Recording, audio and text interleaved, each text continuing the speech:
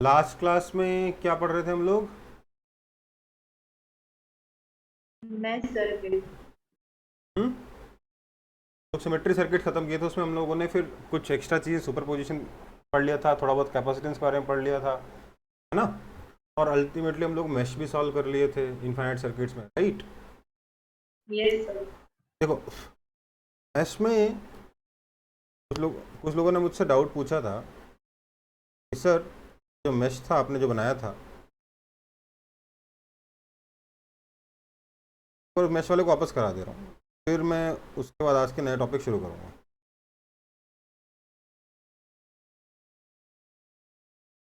मैंने कहा था कि मैं एक क्वेश्चन कंसिडर कर रहा हूँ जिसमें कि मैंने यहाँ से करंट भेजा है आई।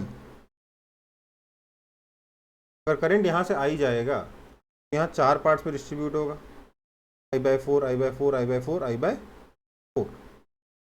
राइट? उसके आगे जैसा भी हो चलेगा अपने आप। लेकिन अगर यहाँ से मैं किसी तरीके से सिर्फ करंट आई को अंदर भेज रहा हूँ और कोई भी बैटरी वगैरह नहीं लगी हुई है, तो वो करंट यहाँ पर I/4 में डिस्ट्रीब्यूट होगा, उसके आगे किसी और तरीके से डिस्ट्रीब्यूट होगा, मुझे उससे मतलब नहीं। सिमिलरली अगर मैं कोई दूसरी जगह से, अगर मैं ये येलो वाला काम नहीं कर रहा हूँ, सिर्फ पिंक वाला काम कर रहा हूँ, जो पिंक से बना रहा हूँ, यहाँ से करंट आई अगर मैं ड्रॉ कर रहा हूँ, तो इन चारों से करंट सिमेट्री की वजह से I/4 आएगा, हाँ या ना? Right? Yes sir.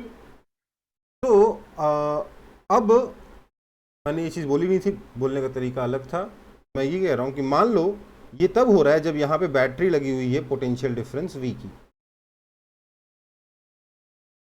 EMF E की, एक ही बात है, ठीक है? पोटेंशियल डिफरेंस V की है, बैटरी लगी हुई है, आइडियल बैटरी है। तो इस सर्किट का इंटरनल रेजिस्टेंस R कितना होगा? इस सर्किट का इंटरनल नहीं, इस सर्किट का टोटल रेजिस्टेंस R कितना हो जाएगा? क्या मैं R को V/I बोल सकता हूँ? ऐसा तब होता है, आई करंट यहाँ से जाता है और यहाँ से निकलता तब है जब बैटरी हम पोटेंशियल डिफरेंस V के लगाते हैं। तो क्या R = V/I होगा, हाँ या ना? होगा कि नहीं होगा? Yes sir. अब अगर मैं जरा सा इस लूप के बारे में सोचूं, तो सुपर पोजिशन की वजह से इस वायर में कितना करंट जा रहा है? I/4 प्लस I/4 I/2 जा रहा है, हाँ या ना? इस लूप के बारे में अगर लिखूं तो मैं क्या लिख सकता हूँ? ये R इक्विवेलेंट था, इस लूप के बारे में लिखता हूँ तो क्या लिख सकता हूँ? प्लस V, यहाँ कोई रेजिस्टेंस नहीं, कुछ नहीं कुछ नहीं कुछ नहीं, यहाँ पर माइनस I/2 इंटू एक का रेजिस्टेंस R था ना, R = कुछ नहीं 0, राइट, हाँ या ना? इस लूप में सिर्फ एक ही रेजिस्टेंस और एक बैटरी है, प्लस V कुछ नहीं माइनस I/2R कुछ नहीं = 0, राइट, हाँ या ना?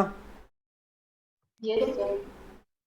दिस मीन्स यहाँ से मेरे पास आया V/I = R/2, therefore R equivalent = R/2। समझ में आई बात? बोलने का तरीका मेरा अलग था, मैंने बोला था पोटेंशियल डिफरेंस इन दोनों पॉइंट्स के क्रॉस हुआ है I/2 × R, करंट जा रहा है I R इक्वलेंट, ये मैंने लिख दिया था R/2। बट अगर प्रॉपरली प्रेजेंट करना चाहते तो इस तरीके से आप प्रेजेंट कर सकते हैं बेटा। तो आर इक्विवेलेंट वो दो पॉइंट्स के बीच का है सिर्फ। इस पॉइंट और इस पॉइंट के बीच का ही बोला था मैंने। हाँ, इन दोनों पॉइंट्स के बीच में R इक्विवेलेंट कितना होगा, ठीक है? तो ऑब्वियसली अगर आपको डायरेक्ट पाथ I/4 जा रहा है, सर डायरेक्ट पाथ से I/4 जा रहा है, I/4 नहीं, I/4 डायरेक्ट पाथ से येलो की वजह से जा रहा है और I/4 पिंक की वजह से जा रहा है, टोटल I/2 जा रहा है। बोलिए। हाँ सर, वो वाला पार्ट एक कंसिडर कर ली डायरेक्ट पाथ, और फिर और 3 पाथ भी तो है, मतलब 3I/4 भी तो निकल रहा है ना। हाँ, तो लेकिन वो कहीं से भी घूम के आएगा, किसी भी और रास्ते से घूम के आएगा, पोटेंशियल डिफरेंस तो यही मेंटेन रखना पड़ेगा ना, V के बराबर हर एक लूप। बेटा यहाँ से I/2 आ रहा है, टोटल I आ रहा है, यही तो इसी चीज़ को मैं भी बेट कर रहा हूँ। अच्छा आप अब समझो बात को, आप सोच रहे हो यहाँ से I/4 जा रहा है, यहाँ से I/4 नहीं जाएगा बेटा, सर यहाँ क्यों नहीं जाएगा? क्योंकि I आपने यहाँ से ड्रॉ किया, यहाँ से येलो वाले का I/4 इधर से जाएगा, लेकिन पिंक वाले की वजह से तो यहाँ कुछ करंट आएगा, हाँ या ना? हाँ यस सर। तो यहाँ का करंट I/4 नहीं होगा, यहाँ करंट अल्टीमेटली I/4 नहीं होगा, यहाँ का करंट भी अल्टीमेटली I/4 नहीं होगा। इन रास्तों से कुछ भी करंट आ सकता है, मुझे उससे मतलब ही नहीं है, मेरे को एक रास्ते से पोटेंशियल डिफरेंस मिल गया, टोटल करंट मुझे को पता है, कहानी खत्म। हाँ समझ गए सर। आई में से I/2 इधर से गया, बाकी जगह से कितना गया, कैसे भी आया, घूम फिर के आया, उससे मुझे मतलब क्या, पोटेंशियल डिफरेंस पता है, करंट पता है, करंट I है, potential difference I/2 into R है। ठीक है, आगे बढ़े। Yes sir.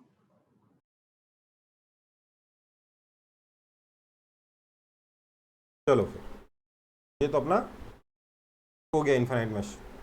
आजकल के लिए जो नया टॉपिक है उसका नाम है, दो टॉपिक मेनली पढ़ने हमें इस चैप्टर में, मैंने बताया था लास्ट क्लास में, आरसी सर्किट और इलेक्ट्रिकल इंस्ट्रूमेंट्स। ठीक है, तो पहले शुरू करते हैं आरसी सर्किट। ऐसा सर्किट जिसमें रेजिस्टेंस भी है और कैपेसिटर भी है बेटा। Yes sir. इसमें सबसे पहले एकदम सिंपल सा सर्किट लेंगे। हम क्या करेंगे, पहले हम बात करेंगे चार्जिंग की। बात समझिए, ये मेरे पास बैटरी है, ये मेरे पास की है, ठीक, यहाँ मैंने रेजिस्टेंस लगाया है आर, और यहाँ पे मेरे पास कैपेसिटर है, कैपेसिटेंस सी का।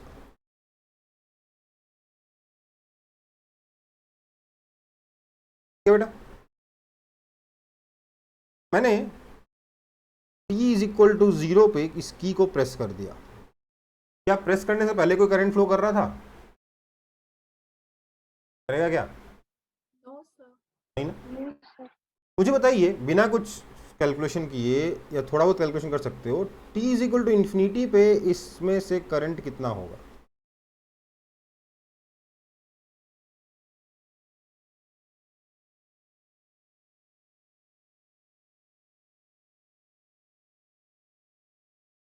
मतलब कि की को क्लोज किए हुए काफी टाइम हो चुका है।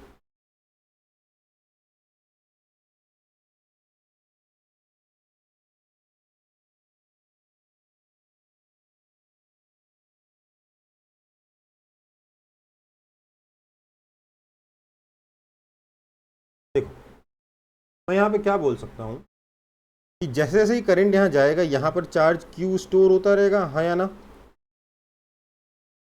यहाँ चार्ज माइनस Q आएगा, राइट? Yes sir. क्या होगा, यहाँ से चार्ज करंट के फॉर्म में जाएगा, यहाँ पर स्टोर होता जाएगा, और जितना चार्ज यहाँ पे स्टोर होगा उतना चार्ज इस प्लेट से निकलता जाएगा और यहाँ से वापस इस प्लेट पर आता जाएगा। बेसिकली इस प्लेट से चार्ज निकल के इस प्लेट पे आ रहा है लगातार, और कुछ नहीं हो रहा, राइट? है ना, समझ में आई बात? थोड़ी देर बाद क्या होगा, अच्छा इससे क्या होगा, जैसे जैसे चार्ज Q इंक्रीज करेगा वैसे वैसे यहाँ पे पोटेंशियल डिफरेंस बढ़ेगा। एक टाइम ऐसा आएगा कि ये जो पोटेंशियल डिफरेंस है ये इस F के बराबर हो जाएगा कि नहीं हो जाएगा? जाएगा बाकी नहीं,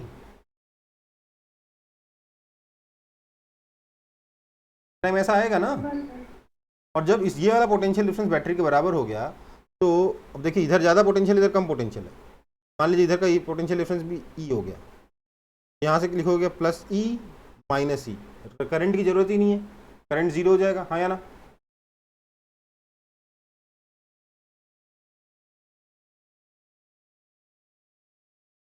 थोड़ी देर में मैथमेटिकली प्रूफ कर देंगे, ज़्यादा अच्छे समझ में आएगा, पर अभी के लिए बोल रहा हूँ कि एक आइडिया बता रहा हूँ कि इन्फिनिटी पे करंट कितना हो जाएगा, जीरो, है ना? और current at t is equal to 0 कितना होगा, कोई बता सकता है मेरे को? t इज इक्वल टू 0 पे यहाँ पे कोई चार्ज है क्या? बोलो क्या? No sir. यहाँ पे कोई चार्ज नहीं, यहाँ कोई पोटेंशियल डिफरेंस नहीं है। तो हम क्या लिख सकते हैं? Plus E minus I are, कुछ नहीं equals to zero, right?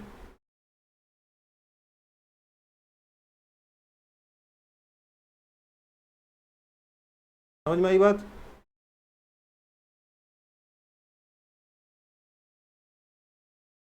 Yes sir. मतलब यहाँ पे करंट टाइम के साथ वेरी करने वाला है। जैसे जैसे चार्ज होगा कैपेसिटर वैसे वैसे करंट वेरी करेगा, हाँ या ना? मैंने बोला चार्ज क्यू है आपका एट टाइम टी। ध्यान दीजिएगा बेटा, ये सर्किट क्लोज्ड नहीं है अगर देखा जाए तो। यहाँ पे सर्किट टूटा हुआ है कि नहीं है? कैपेसिटर का मतलब सर्किट टूटा हुआ है वहाँ पे एक तरीके से, हाँ या ना? डाई इलेक्ट्रिक तो रहेगा क्या? सर? डाई इलेक्ट्रिक नहीं है बीच में? डाइलेक्ट्रिक है ना, डाइलेक्ट्रिक तो नॉन कंडक्टिंग है ना भाई, उसमें से करंट छोड़ना जाता है। Yes sir. करंट तो यहाँ से गया यहाँ स्टोर हो गया, चार्ज यहाँ से गया यहाँ स्टोर हो गया, खत्म। यहाँ से दूसरा चार्ज निकला है, एक ही चार्ज पूरा गोल गोल चक्कर गोल गोल चक्कर गोल गोल चक्कर नहीं लगा पा रहा है, सर्किट टूटा हुआ है। कैपेसिटर का मतलब होता है, ठीक है? होता क्या है, जितना चार्ज इस प्लेट पे घुस रहा है उतना चार्ज इस प्लेट से निकल जा रहा है, आपको लग रहा है सर्किट बना हुआ है, सर्किट बना हुआ नहीं है। जबकि कैपेसिटर पूरी तरीके से चार्ज हो जाएगा उसका सर्किट है ही नहीं, टूटा हुआ, कोई करंट होगा ही नहीं, कहानी खत्म, हाँ ना?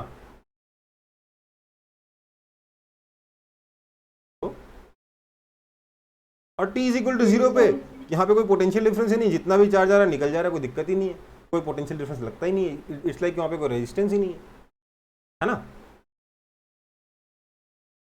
सही बात। जरा सोचो, t is equal to infinity पे पोटेंशियल डिफरेंस है, करंट नहीं है, मतलब इनफाइनाइट रेजिस्टेंस इफेक्टिवली, राइट? और t is equal to zero पे करंट है, पोटेंशियल डिफरेंस नहीं है, मतलब जीरो रेजिस्टेंस है इफेक्टिवली, राइट?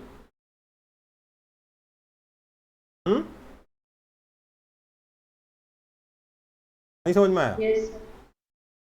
अगर रेजिस्टेंस से कंपेयर करोगे तो t is equal to zero पे it is acting like zero resistance and t is equal to infinity पे it is acting like infinite resistance. अरे जो भी है, मैं उस चक्कर में नहीं पढ़ना चाहता था। मैं बस ये चीज़ मेंशन करके आगे बढ़ना चाहता हूँ क्योंकि उसमें हम दोबारा आएंगे। ये अगर मैं लूप की इक्वेशन लिखता हूँ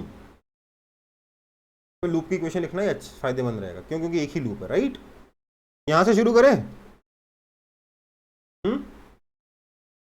यस सर। चलो चलो चलो, क्या हुआ? लिखे, क्या लिखूं बताइए? प्लस ई आगे गए, क्या लिखूं?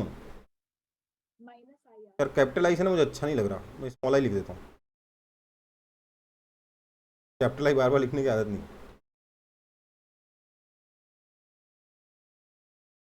यहाँ क्या लिखेंगे? Minus I R, right? यहाँ क्या लिखोगे? बोलो। Minus Q by C. Minus Q by C, क्यों? क्योंकि हम पॉजिटिव प्लेट से नेगेटिव प्लेट की तरफ गए, पोटेंशियल डिक्रीज होगा, माइनस क्यू बाई सी। आगे क्या? कुछ नहीं कुछ नहीं कुछ नहीं, जीरो, राइट?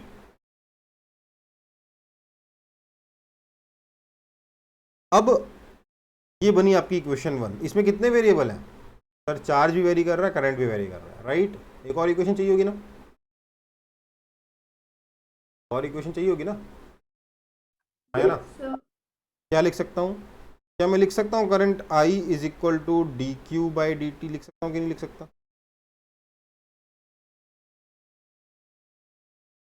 हाँ सर। इन दोनों को जोड़ दिया, क्या बना? E minus R D Q by D T minus Q by C equals to zero. इसके बाद इस इक्वेशन को सॉल्व करना है। क्या लिख सकते हैं? This means R D Q by D T is equal to E minus Q by C, और D Q by D T is equal to C E minus Q on R C.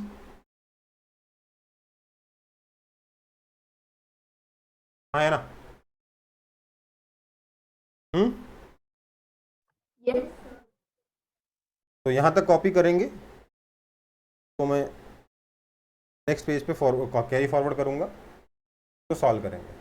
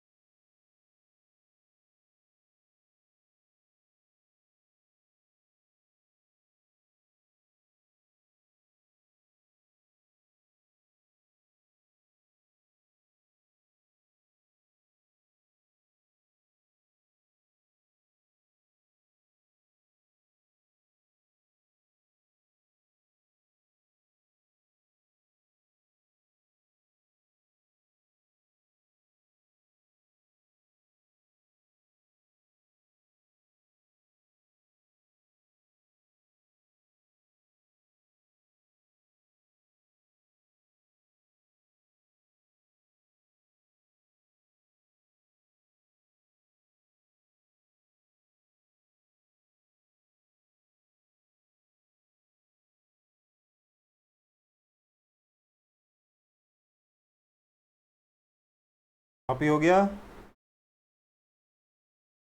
Yes sir. आगे बढ़ रहे हैं। तो मेरी equation क्या थी, equation भूल गया। Equivalently is equal to C minus Q upon R C. क्या इक्वेशन है सर? इक्वेशन है D Q by D T is equal to C E minus Q by R C. This means Q upon C E minus Q is equal to D T by R C. ऐसे ही करोगे ना manipulate इसे? ये ना करोगे? क्यों sir? Charge वाली टर्म्स को एक साथ रखेंगे तभी तो इंटीग्रेट कर पाएंगे, राइट? Yes sir. इसके बाद हम लोगों ने कर दिया इसको इंटीग्रेट। ये क्या मिला? इंटीग्रेशन में लिमिट क्या लगाएंगे? t इज इक्वल टू 0 पर चार्ज कितना है? 0। और टाइम t पर मुझे चार्ज q निकालना है, ठीक है? तो यहां क्या आ जाएगा? माइनस ln टीई माइनस q है ये, लिमिट 0 से q is equal to t by R C, right? Integration तो आता होगा, नहीं आता होगा तो सीख लेना। ये पार्ट पूरी तरीके से मैथ्स का, इसमें मैं अभी टाइम नहीं दे रहा। सिंपलाइज, माइनस को उधर ले जाता हूँ, तो ln T E minus Q by C E, 2 step skip करी मैंने, is equal to minus T by R C. This means T E minus Q by T is equal to e to the power minus T by R C, ठीक है? This means 1 minus q by c e is equal to e to the power minus t by r c. That means q is equal to c e into 1 minus e to the power minus t by r c, ठीक है? ये आपकी final equation बनी।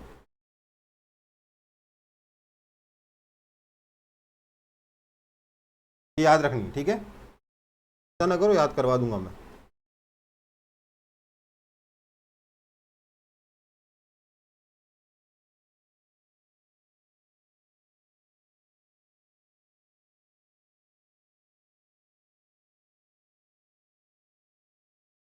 देखो, अगर ये वाला portion समझ में नहीं आ रहा है किसी को, तो चिंता ना करो, तो मैथ्स में इंटीग्रेशन होगा तो इससे हलवा चीज़ कुछ नहीं होगी, ठीक है बेटा?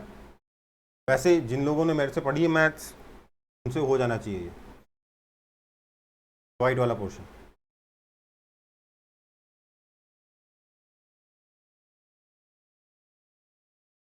देखो, सिर्फ इस इक्वेशन को रटना ही नहीं है, इसको समझना ही बहुत जरूरी है। तो सब काफ़ी टाइम लेंगे इस इक्वेशन पे हम लोग।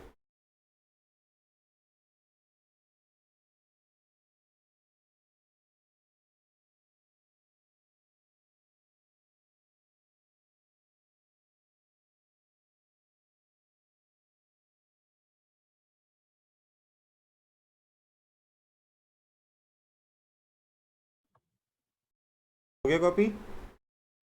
Yes sir. देखो इसमें सीई क्या है?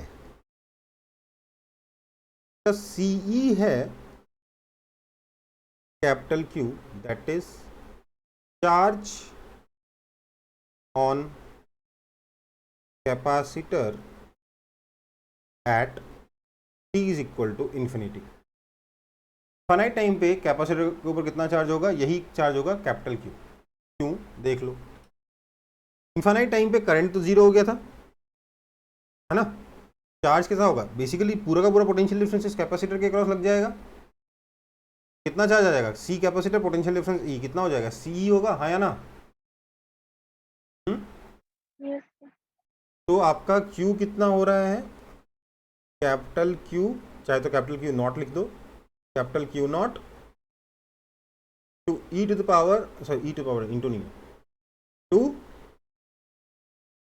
1 minus E to the power minus T by R C था ना? आर सी था ना यहाँ पे? इस आर सी को हम लोग लिखते हैं टाउ। क्या लिखते हैं? टाउ। ये क्या है? दिस इज बेसिकली कॉल्ड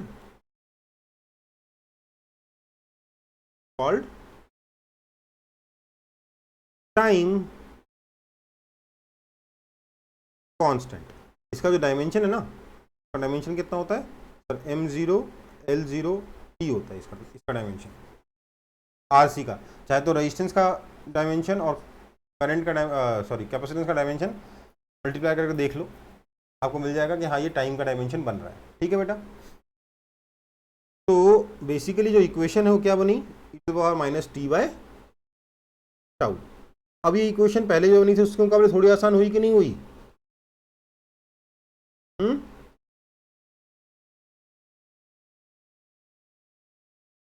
ये तो आसान हुई ना?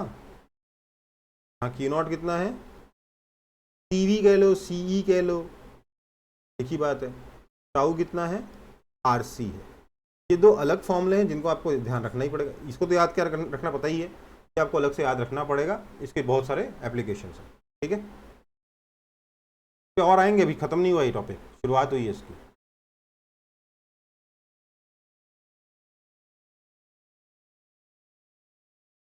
कॉपी हो गया? उसके बाद उसको दोबारा कॉपी करना उस फॉर्मूले को। ठीक है? क्या है वो फॉर्मूला? यहाँ लिख दे रहा हूँ, Q is equal to C ई लिख लो, सी वी लिख लो, मैं वी लिख देता हूँ, वी लिख देता हूँ। बेसिकली वी क्या है? Potential difference across the capacitor at T is equal to infinity. ठीक है? टी वी या वी नहीं लिख रहे थे ना अपन लोग, क्यू नॉट लिख रहे थे ना? ध्यान रखिएगा ये क्यू नॉट इनिशियल चार्ज नहीं है, इन्फिनिटी का चार्ज है यहाँ पे। Q not into 1 minus power minus T by tau, where Q naught आपका सी वी है और टाउ आपका टाइम कांस्टेंट है, जिसका फॉर्मूला होता है आर इंटू सी। ओके, जल्दी जल्दी कॉपी करेंगे। ये फॉर्मूला 75 वाली लिखो तब भी वो नहीं है कि सर लिख तो लिया एक बार, ऐसा नहीं होना चाहिए।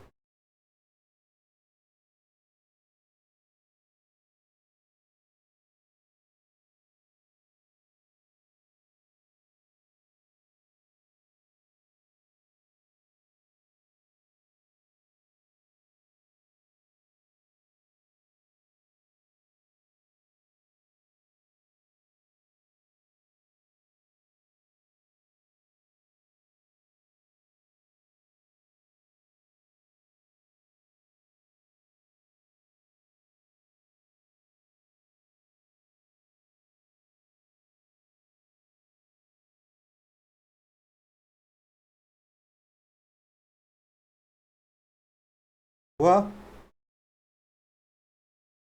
Yes sir. सबका कॉपी हो गया? घबराओ मत, अभी बहुत कुछ बाकी है इसमें। देखो फिर से देखते हैं इसकी इक्वेशन क्या बनी थी। तो sir Q is equal to Q not into 1 minus E to the power minus T by tau. यहाँ पर फिर से क्यू नॉट कितना है, तो sir Q naught C V है। टाउ कितना है, तो सर टाउ आर सी है। इसको टाइम कांस्टेंट कहते हैं। लेकिन एक चीज़ और समझिए, अगर मैं इसका ग्राफ बनाऊं चार्ज वर्सेस टाइम का,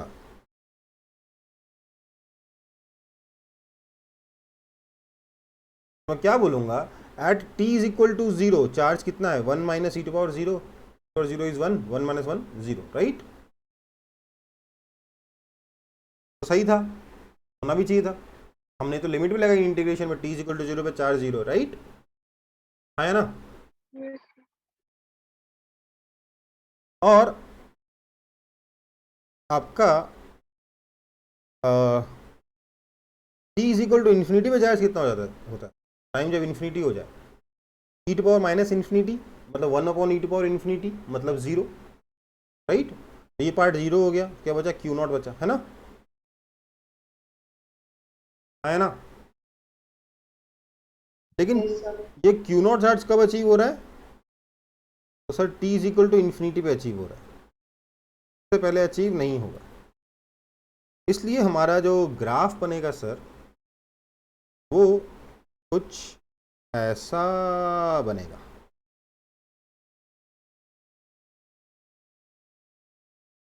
राइट।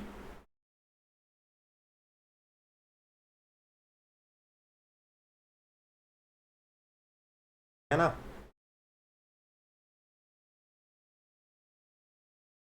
Yes, sir. ये उसके बराबर कब होगा, तो इन्फिनिटी पे होगा। इसको क्या बोलते हैं, एसिम्प्टोटिक कर्व, बहुत बार देख चुके हम लोग। अभी आगे बढ़ते हैं, ये आपका ग्राफ बनेगा, ठीक है। इस तरीके से चार्जिंग होगी। सर टाउ क्या है, सर टाइम कांस्टेंट आपने बोल दिया, आरसी को हम टाइम कांस्टेंट बोलेंगे, अच्छी बात है, इनफैक्ट डेफिनेशन यही है। पर फिर भी जो डेफिनेशन आपको सिखाई जाती है कुछ और है। क्या है डेफिनेशन, इनफैक्ट वो आगे चल के वही काम आने वाली, इसलिए वो टाइम जिसमें ई की पावर -1 हो जाए, तो क्या बोलते हैं, एक्सपोनेंशियल कर्व्स में, एक्सपोनेंशियली डिक्रीज या इंक्रीजिंग कर्व, इंक्रीजिंग कर्व में जहाँ पे ई टू पावर माइनस में कुछ हो, तो वो टाइम जिसमें ई की पावर -1 हो जाए, उस टाइम को क्या बोलते हैं, टाइम कांस्टेंट कहते हैं। पर ऐसे कोई लिखेगा नहीं, लिखते क्या है, टाइम एट विच 63.2 होगा ना शायद, 0.2% चार्जिंग इज कंप्लीट, ठीक है। Let's call this 63.2 as F. तो एक फैक्टर एफ, इस टाइम पे charge Q is equal to F Q naught हो जाए, then this T equal to tau, time tau के बराबर होगा, तो चार्ज Q कितना हो जाएगा, एफ क्यू नॉट हो जाएगा। एफ क्या है, 63.2% मतलब 0.632, ओके।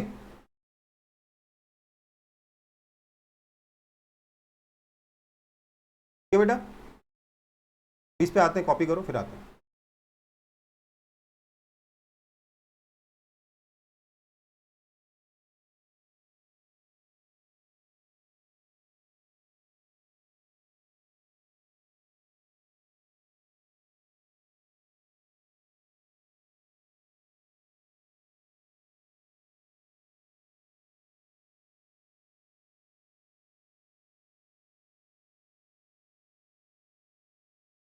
देखो समझो बात को,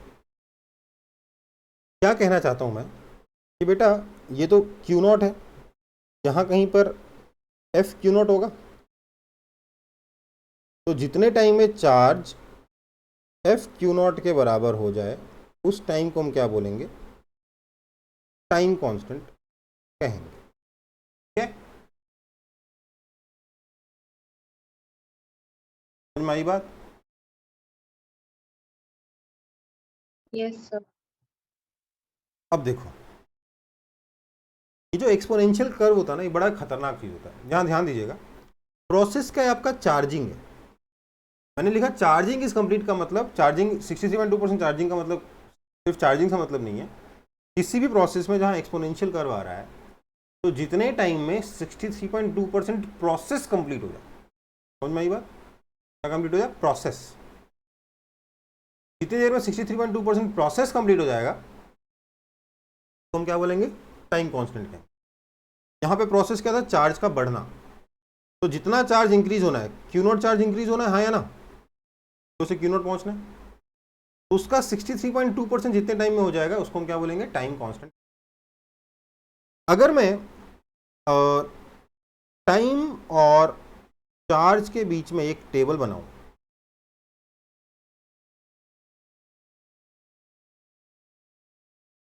तो एक इंटरेस्टिंग चीज मिलेगी आपको। जब टाइम जीरो है उस वक्त तो चार्ज जीरो था। जब टाइम टाउ के बराबर हुआ तो चार्ज कितना हो गया? 63.2% ऑफ क्यू नॉट हो गया। काम करता हूं मैं, इसको क्यू लिखने की जगह यहां पे लिख देता हूं Q by Q not into 100%। ठीक है। अगर मैं एक और टाइम कांस्टेंट का इंतजार करता हूं, मतलब टाइम को 2 टाउ होने का वेट करता हूं, तो पता है क्या होगा?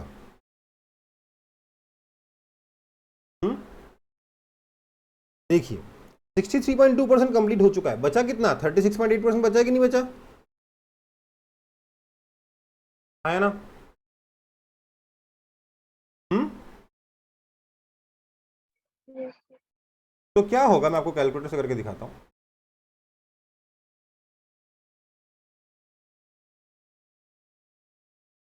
ये जो 36.8% बचा है चार्ज, इसका 63.2% और कंप्लीट हो जाएगा। ठीक है, मतलब 0.368 बचा हुआ है, इसका 63.2% और हो जाएगा, मतलब इंटू 0.632 चार्जिंग और हो जाएगी, 23.2% चार्जिंग और हो जाएगी। समझ में आई बात?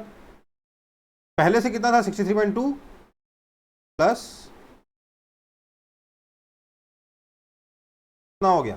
86.5% हो गया कि नहीं हो गया?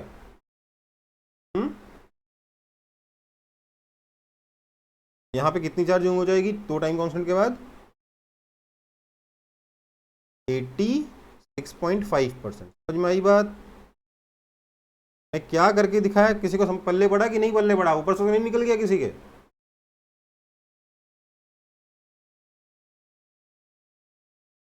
मैंने बोला जो बचा हुआ प्रोसेस है ना 36.8%, उस बचे हुए प्रोसेस का 63.2% और हो जाएगा। टोटल कितना हो जाएगा? 86.5 हो जाएगा। ठीक है, 86.5 कैसे कैलकुलेट किया बता देता हूँ। 86.5 कहाँ से आया? तो 86.5 आया इज इक्वल टू 63.2 तो पहले ही हो चुका था, प्लस 100 माइनस 63.2 जो बचा हुआ था उसका मैंने 63.2% और कर लिया, मतलब उसको 0.632 से और मल्टीप्लाई कर दिया। ठीक है बेटा, completed process plus remaining process का 63.2%। ठीक है बेटा। सिमिलरली अगर 3 टाउ के बाद कैलकुलेट करूंगा तो 86.5 तो पहले से ही है, क्या हो जाएगा? 86.5 तो पहले से था, बचा हुआ कितना है? 13.5, उसका 63.2% और हो जाएगा, that will be equal to 95% approximately. ठीक है, समझ में आ गई बात? At this stage we will say कि चार्जिंग इज कंप्लीट। इसके आगे की बात नहीं करते। समझ में आ गई बात? आया ना? इस स्टेज में क्या कहते हैं? भाई चार्जिंग हो गई, चलो घर जाओ। क्या बेटा? Yes, sir. कितने टाइम का? 3 टाइम कांस्टेंट के बाद हम बोलते हैं चार्जिंग हो गई भैया, चलो घर चलते हैं। ठीक है, 3 टाइम कांस्टेंट। ओके, एक मिनट। अरे तुम कहाँ से आ गए? एक सेकंड बेटा।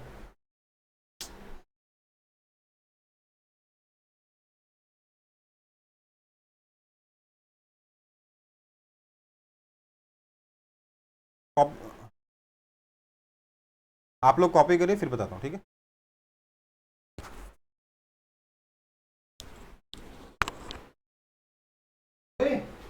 बाबू यहाँ क्या कर रहा है?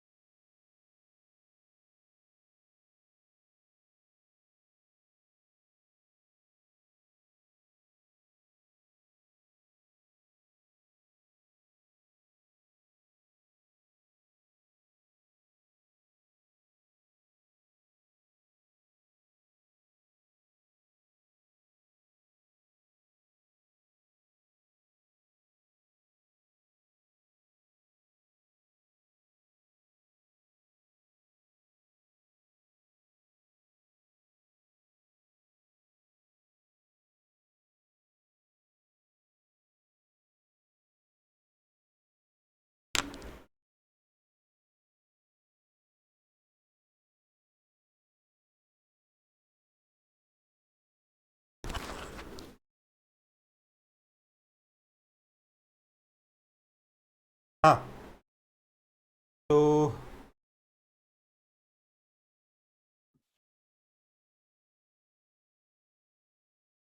कॉपी हो गया।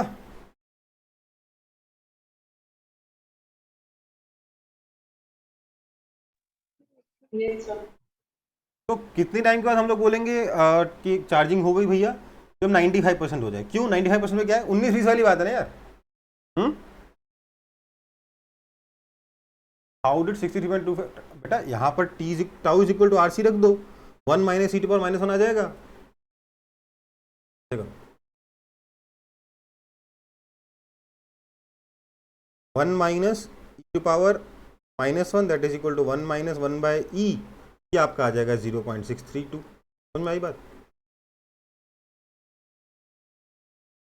Yes sir. और sir e to the power minus infinity होगा तब क्या होगा? फिर से रिपीट कीजिए ना। पावर में अगर माइनस इन्फिनिटी मतलब 1 upon E to power infinity है, ई 1 से बड़ा, उसकी पावर इन्फिनिटी करोगे तो इन्फिनिटी हो जाएगा, हाँ यस सर, समझ गए। 0 हो जाएगा।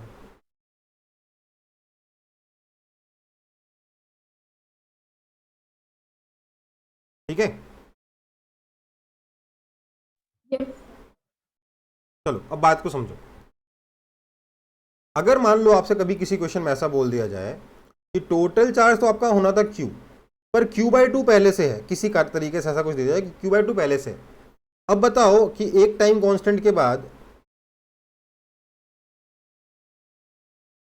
चार्जिंग तो ऐसे होगी ना, अल्टीमेटली चार्ज Q तक ही जा रहा है, पहले से चार्ज Q/2 था। एक टाइम कांस्टेंट टाउ के बाद ये वाला चार्ज स्मॉल q कितना है ये बताना है। समझ में आई बात? क्या करोगे सर? Q/2 तो पहले से था, बचा हुआ कितना है सर? Q/2 उसका 0.632 और आ जाएगा, दैट इज इक्वल टू हो गया 0.5 प्लस इसका आधा कितना हुआ 0.316 Q, that is equal to 0.816 Q हो जाएगा। समझ में आई बात? हाँ या ना? एग्जाम्पल है।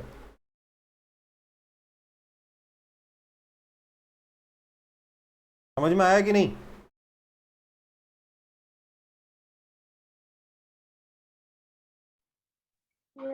समझा दीजिए सर। पहले से चार्ज Q/2 था, फाइनल चार्ज हमें पता है, मान लीजिए कैपेसिटर पहले से कुछ किसी तरीके से हमने कैपेसिटर को पहले ही आधा चार्ज करके लगाया सर्किट में, ठीक है? तो क्या होगा? तो Q/2 चार्ज तो पहले ही था, बचा हुआ कितना है? Q/2। तो Q/2 ओरिजिनल, ये रिमेनिंग, ये ऑलरेडी है, ये रिमेनिंग है। तो इस रिमेनिंग चार्ज का 63.2% और हो जाएगा एक टाइम कांस्टेंट के बाद। सही बात? हाँ सर।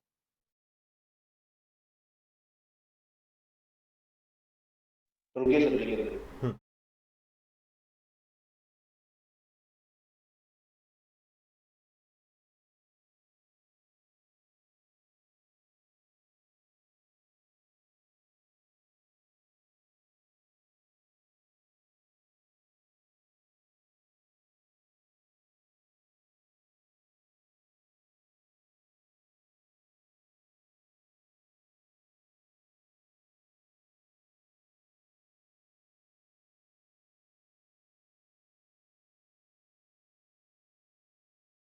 आगे बढ़ रहा हूँ।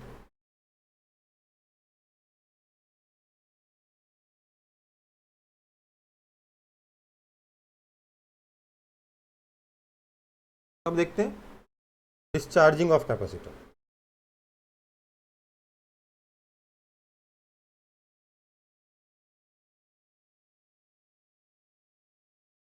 चार्जिंग हो गया, अब डिस्चार्जिंग देखा जाएगा। डिस्चार्जिंग देखिए क्या है,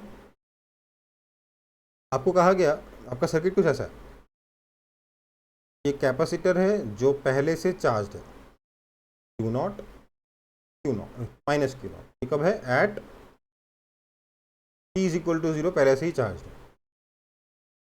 एक रेजिस्टेंस है यहाँ पे और एक की लगा के हमने इसको ऐसे कनेक्ट कर दिया। टी इज इक्वल टू 0 पे हमने की को क्लोज किया, यहाँ पे ऑलरेडी चार्ज कितना था, क्यू नॉट था। अब हमें बताना है कि इस सर्किट के साथ क्या क्या होगा। ठीक है, क्या करेंगे,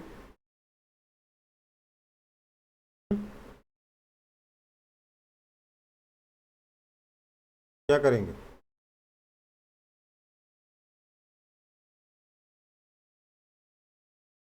देखिए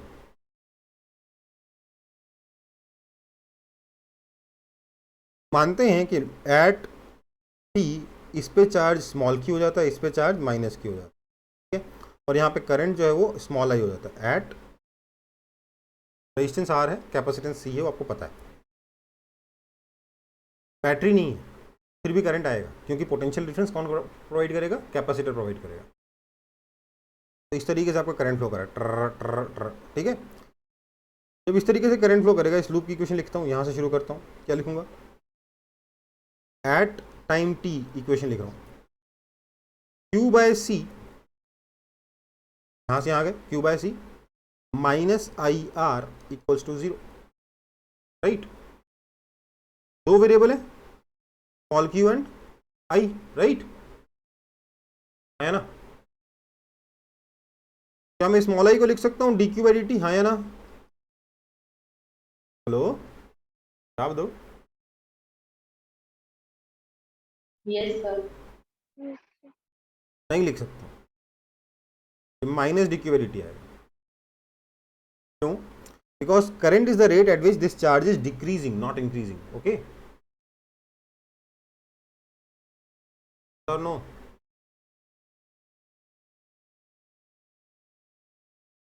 बोलो,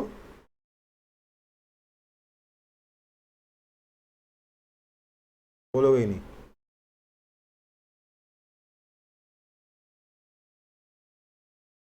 देयरफॉर मैं इक्वेशन क्या लिखूंगा यहाँ पे, इक्वेशन लिखूंगा सर क्यू बाय सी, तो माइनस क्यों हुआ सर? हाँ, तो माइनस क्यों हुआ? बिकॉज बेटा करंट ऐसे जा रहा है, करंट यहाँ जाएगा तो क्यूब जाएगा, जब चार्ज यहाँ से निकलेगा, चार्ज के डिक्रीज होने का रेट करंट है, इंक्रीज होने का रेट करंट नहीं है, ठीक है। Charge D Q by D T नहीं है, minus D Q by D T, sorry current D Q by D T नहीं है, minus D Q by D T, Q by C minus नहीं plus D Q by D T equals to 0, implies dq by dt is equal to minus q by c, that means dq by r कहाँ गया मेरा, r है ना यहाँ पे, dq by dt, q by, अब dt क्यों कर रहा हूँ, dq by q is equal to minus 1 by rc dt, ठीक है। अब हम दोनों तरफ इंटीग्रेट करेंगे। बोलेंगे t इज इक्वल टू 0 पे चार्ज कितना था, तो सर क्यू नॉट था, और टाइम t पे चार्ज कितना है वही तो निकालना है ना। तो इसको सॉल्व करना और भी ज़्यादा आसान है, पिछले वाले के मुकाबले। क्या आ जाएगा, this implies ln q by Q naught is equal to minus t by R C. That means q is equal to q naught into e to power minus t by rc।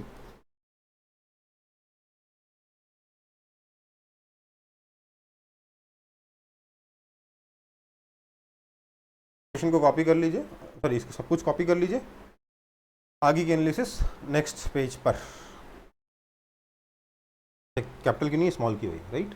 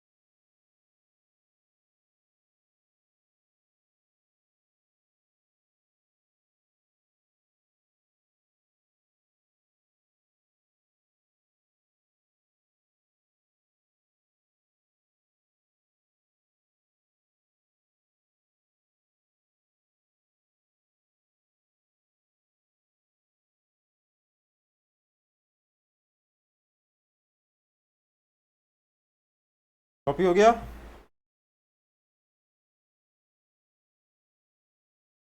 Yes sir. देखो तो हमारा charge का formula क्या है, q is equal to Q not into E to the power minus T by tau. Tau क्या है, time constant है ना, कोई दिक्कत। अब अगर मैं इसका ग्राफ बनाऊं चार्ज वर्सेस टाइम का,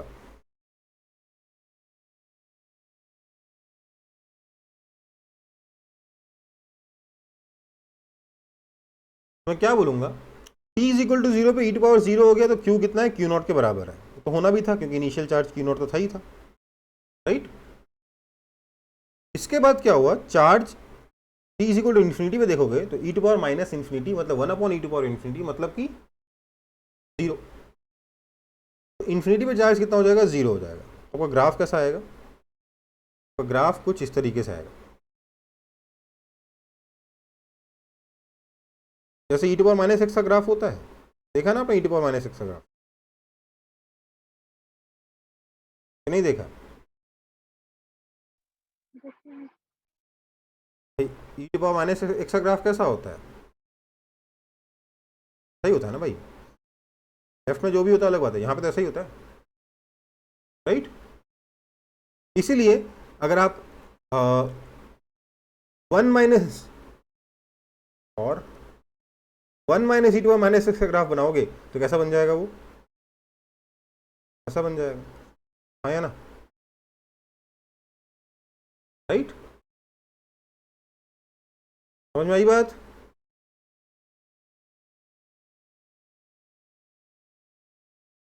बोलो, दोनों ग्राफ एक ही जैसे है ना। चार्जिंग में क्या हुआ था, 1 minus E to power minus T by tau लगा हुआ था इसलिए इंक्रीजिंग हो गया। डिस्चार्जिंग में सिर्फ E to power minus T by tau लगा हुआ है, डिक्रीजिंग हो गया। कोई दिक्कत, कोई दिक्कत।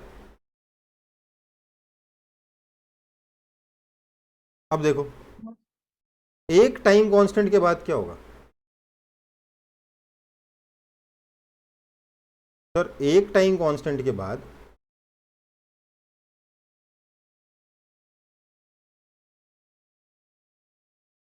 आपका जो चार्ज है वो 36.8% ऑफ क्यू नॉट बचेगा, मतलब 0.368 क्यू नॉट बचेगा। आप बोलोगे सर ऐसा कैसे हो गया? इनफैक्ट अगर आप पूरे के पूरा टेबल बनाओगे, क्यू बाय सॉरी टाइम और इधर q by Q not into 100% का कितना परसेंट चार्ज बचा है, तो टेबल कुछ ऐसे आएगी।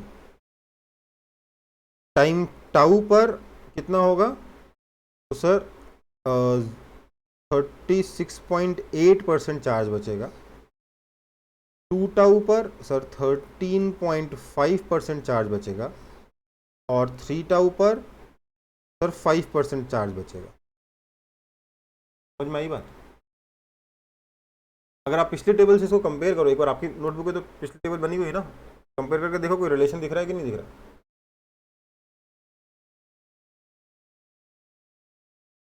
दिख रहा है?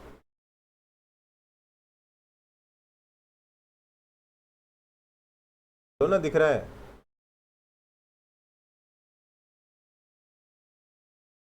Yes sir. दिख रहा है ना? क्या दिख रहा है?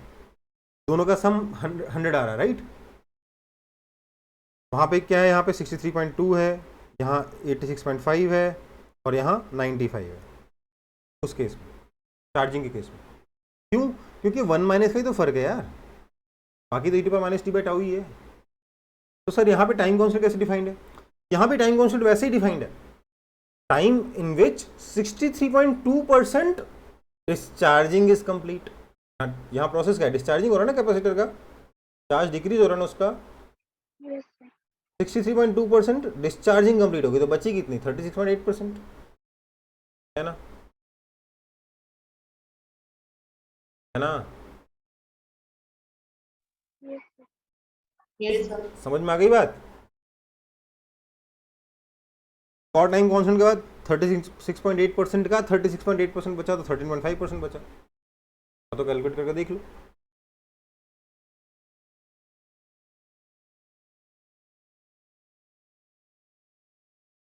थर्टी 36.8% मतलब 0.368 का 36.8%, 0.368 कितना आया देखिए, आया कि नहीं? 13.5% आया ना?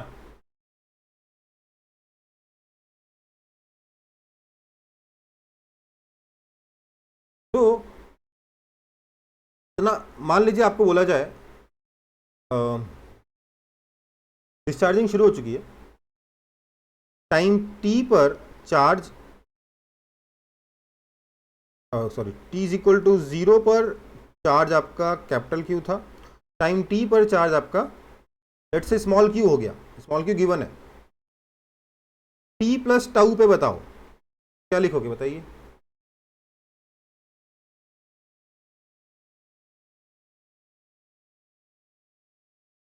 समझ में आई बात? सिर्फ यहां से शुरू नहीं करना है, कहीं से भी शुरू करोगे ना,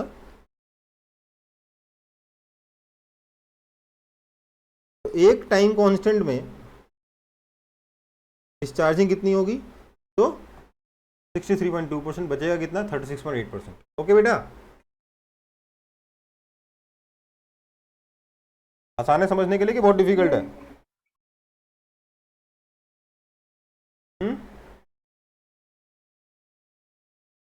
आएगा तो देख लेंगे, ठीक है, आगे बढ़ते हैं।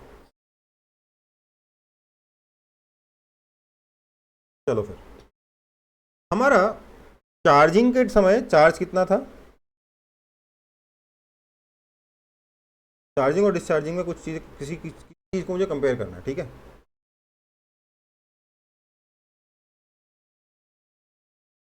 चार्जिंग में हमारा चार्ज था Q equals to Q nought into 1 minus e⁻t/τ, और डिस्चार्जिंग में कितना है sir, Q is equal to, small q nought से रिप्रेजेंट कर दे रहा हूँ, Q नॉट इंटू e⁻t/τ। दोनों चार्ज बराबर जरूरी नहीं है, ये Q नॉट कितना था आपकी बैटरी पे डिपेंड करता है, और ये क्यू नॉट कितना इनिशियल चार्ज है ना, समझ में आई बात? देख लो जाओ तो, यहाँ पर कैपिटल क्यू नॉट क्या है, ई, और यहाँ पर स्मॉल क्यू नॉट क्या है, इनिशियल चार्ज, राइट? तो ये थोड़ा सा फर्क है दोनों में, है कि नहीं? थोड़ा सा फर्क दिखा कि नहीं दिखा? दिख रहा है ना भाई? कंफ्यूज नहीं होना टर्म्स को लेकर। चलो अब मैं यहां पर करंट निकालता हूं। यहां पर करंट कितना होगा? तो सर करंट तो simply d Q by D t होगा चार्जिंग के टाइम पे, है ना? That is equal to d d t of q not minus d d t of q not into E to power minus T by tau, यही है ना? That is equal to, ये तो zero हो गया, minus Q naught E to power minus T by tau का differentiation कितना होगा? सही है, minus one by tau E to power minus T by tau, chain rule लगाया, right? That is equal to Q not by R C, minus minus तो plus हो गया, into E to power minus T by tau, that is equal to, अब Q naught कितना है sir? C ई है,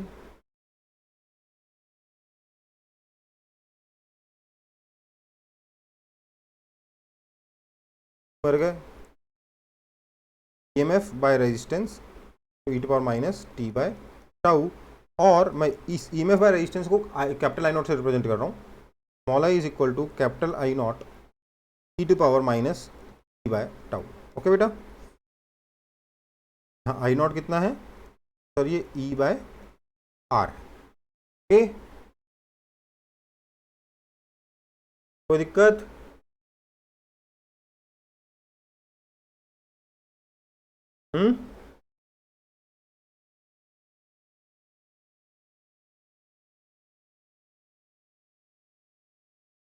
charging is complete, current stops, कहानी खत्म, charging हो गई, बैट कैपेसिटर पे चार्ज है, बैटरी लगी हुई, कहानी खत्म, और क्या चाहिए? चलो यहाँ देखते हैं, charge Q is equal to Q not into E to power minus T by tau है, राइट? यहाँ पर अगर मैं करंट निकालने जाऊँ तो करंट क्या है? D Q by D t मिलेगा, हाँ या ना? नहीं सर, इसमें current minus D Q by D t था, अरे कि भूल गए? याद है। That is equal to minus Q nought d d t of e to power minus T by tau. Same चीज बनी कि नहीं बनी? ये वाली, ये तो खत्म हो चुका है, वाला टर्म तो क्लोज टू जीरो, यही बचा ना वहां पे, है ना? दैट इज इक्वल टू क्या आया? Q not by tau to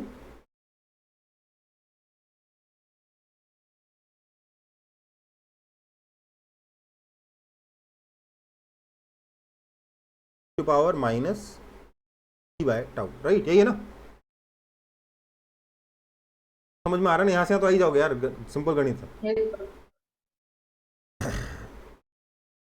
this implies I is equal to Q naught by RC into e power minus t by tau.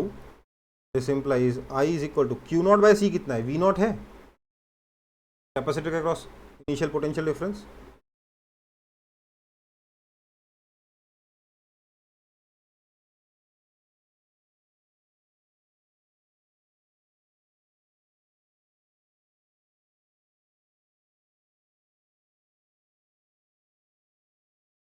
दोनों का एक्सप्रेशन सेम टू सेम है, I naught into E to power minus T by tau, I naught into E to power minus T by tau.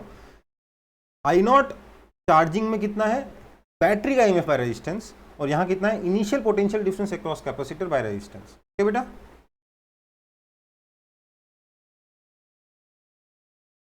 Yes sir. Mathematically दोनों का स्वरूप एकदम एक जैसा है।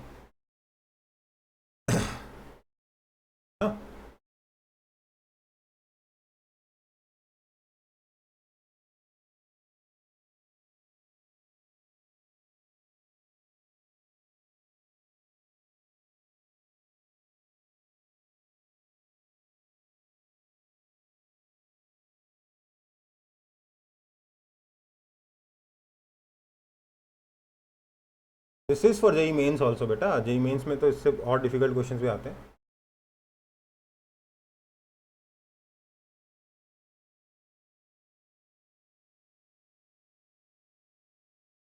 बात को ये आरसी सर्किट पहली पहली बार पढ़ते हैं ना, तो लोगों को लगता है बहुत डिफिकल्ट है, बट यार ये इतना बेसिक है, इसके बिना आगे के बहुत सारे चैप्टर्स, कुछ चैप्टर्स, बहुत सारे नहीं, कुछ चैप्टर्स के बहुत सारे कॉन्सेप्ट समझ ही नहीं आ पाओगे आप एकदम। ठीक है, तो ये बहुत ज़रूरी है, बहुत इंपॉर्टेंट है। यही मेन में तो इस पर बहुत भयंकर क्वेश्चन पूछे हुए हैं, इतने भयंकर क्वेश्चन पूछे हुए हैं कि मतलब अभी तक आधे से ज़्यादा टीचर्स को उसका सोल्यूशन ही नहीं पता, यही एडवांस के टीचर्स को आधे से ज़्यादा।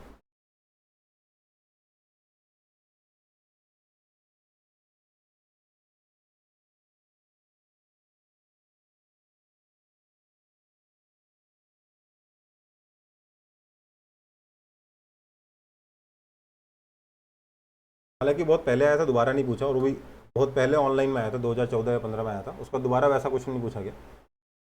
ये नहीं कह रहा हूँ बहुत डिफिकल्ट हुआ है, लेकिन कहने का मतलब ये है कि ये चीज़ बहुत बेसिक है, तो अभी पढ़ाया है मैंने आपको।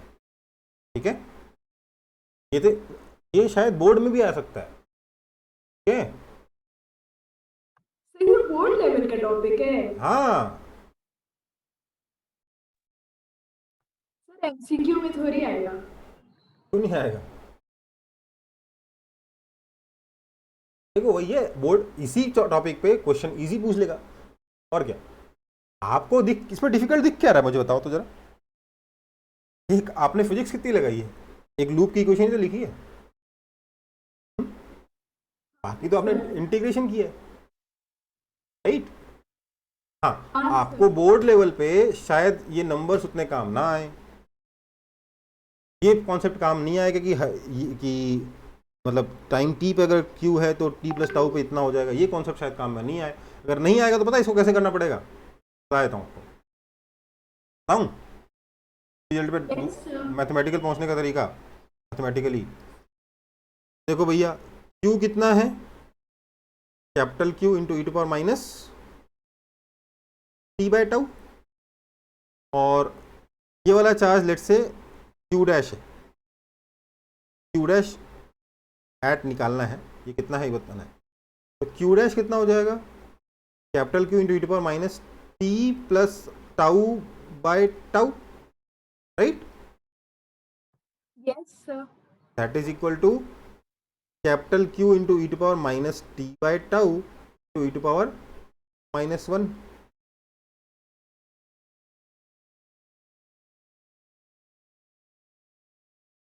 ठीक है, तो उल्टा कर दिया मैंने, मतलब इस लाइन की लिख जरूरत नहीं थी, into E to power minus 1, right. ये कितना हो गया, स्मॉल क्यू हो गया,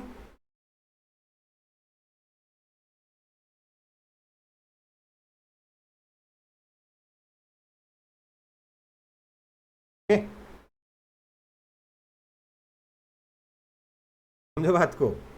1 बाई ई कितना है तो सर 0.368, 1 माइनस 1 बाई ई कितना है तो सर 0.632, ये दो नंबर यहाँ से आ रहे हैं, समझ में आई बात, नंबर याद कर लो।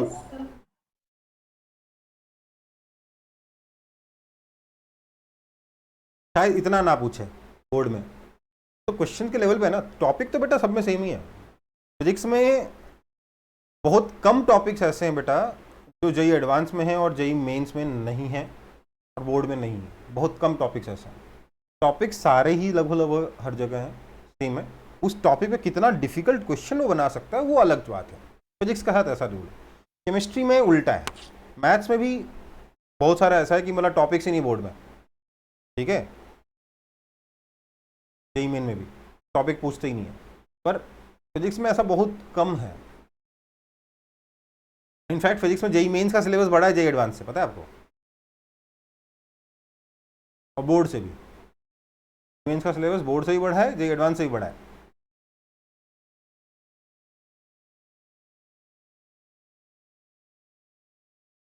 टॉपिक सारे पढ़ने, क्वेश्चन की डिफिकल्टी मैटर करती है। Same thing goes for NEET. Okay,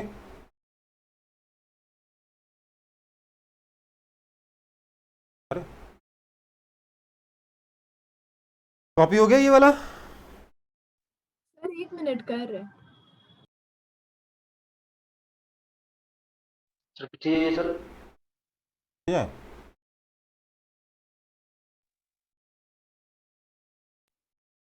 sir test कल होगा। अभी भी वो पूरा तरीके से सेट ठीक हो नहीं पाया है, कोशिश तो लगी हुई है हमारी। संडे तक हो। संडे तक हो जाना चाहिए, मतलब अगर एक्चुअली एक एक अटेम्प्ट, मतलब एक चीज़ ट्राई कर रहे हैं, अगर वो नहीं हुआ तो दूसरा मेथड है, थोड़ा हेक्टिक है पर उसमें भी एक दिन पूरा लग जाएगा, उससे पक्के से हो जाएगा। दूसरे वाले मेथड से पक्के से श्योर शॉट होना है, लेकिन हम लोग किसी और तरीके से ट्राई कर रहे हैं।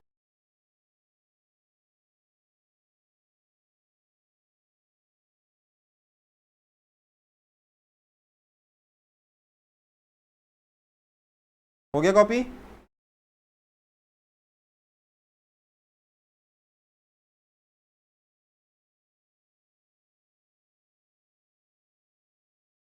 तो देखो, चार्जिंग हो चाहे डिस्चार्जिंग हो, करंट तो डिके ही कर रहा है, राइट? करंट तो धीरे धीरे घट ही रहा है ना?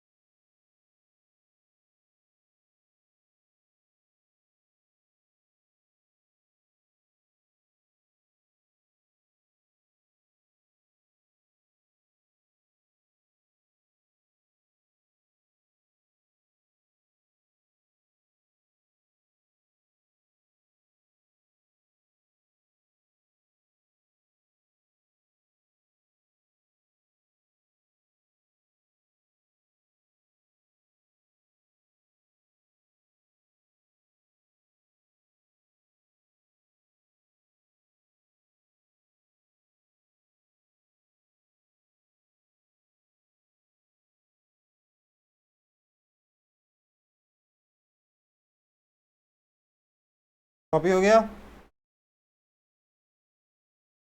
देर में तो हो जाना चाहिए यार। चलो एक बार ग्राफ देख लेते हैं। चार्जिंग में और डिस्चार्जिंग में चार्ज वर्सेस टाइम ग्राफ कैसे थे? उल्टे थे थोड़े से, है ना?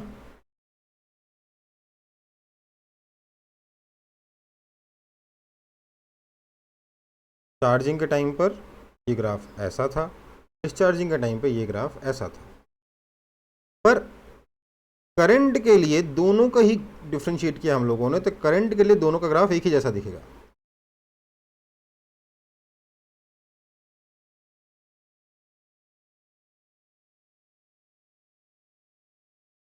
राइट? क्या है? I is equal to I naught into E to power minus T by tau. या आई नॉट आप आई नॉट कैसे निकाल सकते हो? अगर बैटरी से कनेक्ट करो तो ई बाय आर से निकाल लोगे, और अगर आप हमें डिस्चार्जिंग के केस में बात कर रहे हो तो आप I naught is equal to P naught by R या फिर Q not by T R से निकाल सकते हो, राइट? है ना? चार्जिंग है या डिस्चार्जिंग है, राइट? कोई दिक्कत है किसी को तो बता दो। इसमें भी क्या बोलोगे भैया सर कि टाइम कांस्टेंट जब हो जाएगा ना टाइम, तो उतनी देर बाद कितना बचेगा चार्ज, बताइए जरा।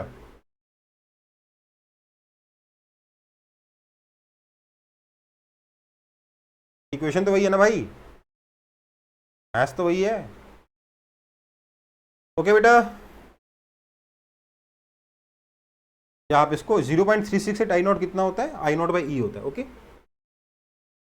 तो कई बार आपके आंसर 0.368 की जगह ई की टर्म्स में दे रखे हो तो परेशान मत होना। आगे बढ़ता हूँ, बढ़ जाऊँ? क्योंकि सर नीचे का ग्राफ बना है।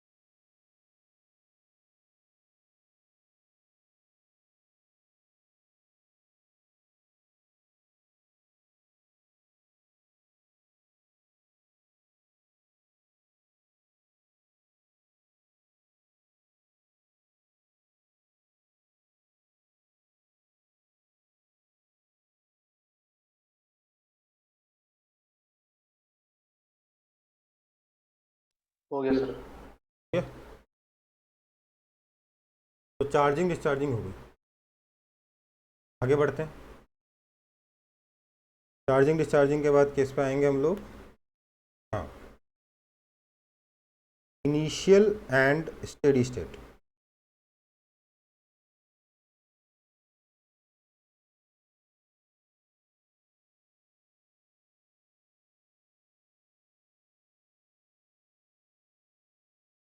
स्टेडी स्टेट का मतलब क्या है? जब बहुत टाइम हो चुका है, जब चार्जिंग कंप्लीट हो चुकी है,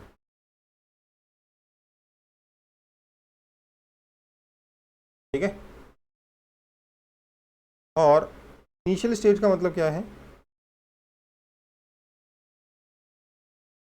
t इज इक्वल टू 0 बोल रहा है, टाइम पे आपके चार्ज ऑन कैपेसिटर्स कितना है?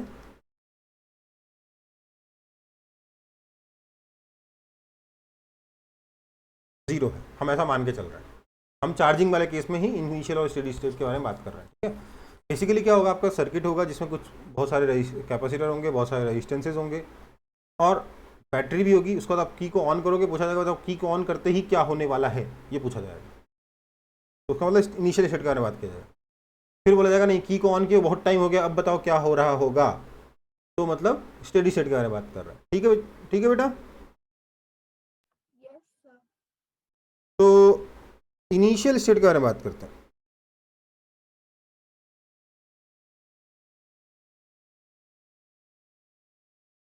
इनिशियल स्टेट पे सोचिए, आपका जो चार्ज है एक कैपेसिटर के ऊपर, सोचिए पर चार्ज 0 है, करंट जा रहा है। चार्ज 0 है मतलब पोटेंशियल डिफरेंस 0 है ना, करंट जा रहा है। Therefore capacitor is behaving like, बिना पोटेंशियल डिफरेंस के करंट आ रहा है, इसके जैसा बिहेव कर रहा है। जीरो रेजिस्टेंस, कनेक्टिंग वायर, हाँ या ना, राइट?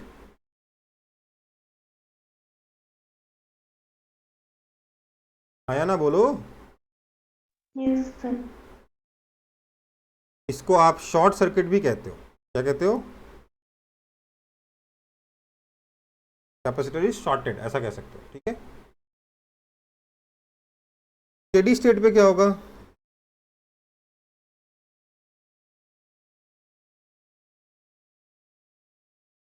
आपका जो कैपेसिटर है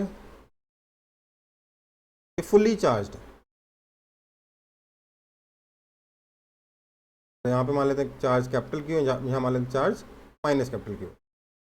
अब यहाँ से करंट आई कितना आएगा, जीरो है ना।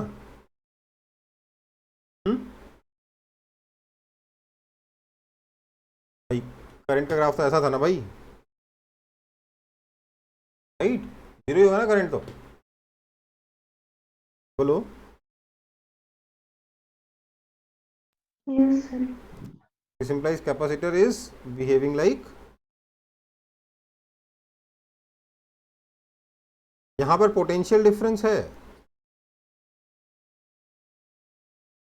क्योंकि चार्ज इसका मतलब पोटेंशियल डिफरेंस है, पर करंट नहीं है। मतलब करंट पोटेंशियल डिफरेंस अप्लाई होने के बाद भी कोई करंट नहीं है, मतलब capacitor is behaving like infinite resistance, और तो क्या बोलते हैं, ओपन सर्किट भी कहते हैं, राइट, क्योंकि ओपन सर्किट में करंट तो जाएगा नहीं।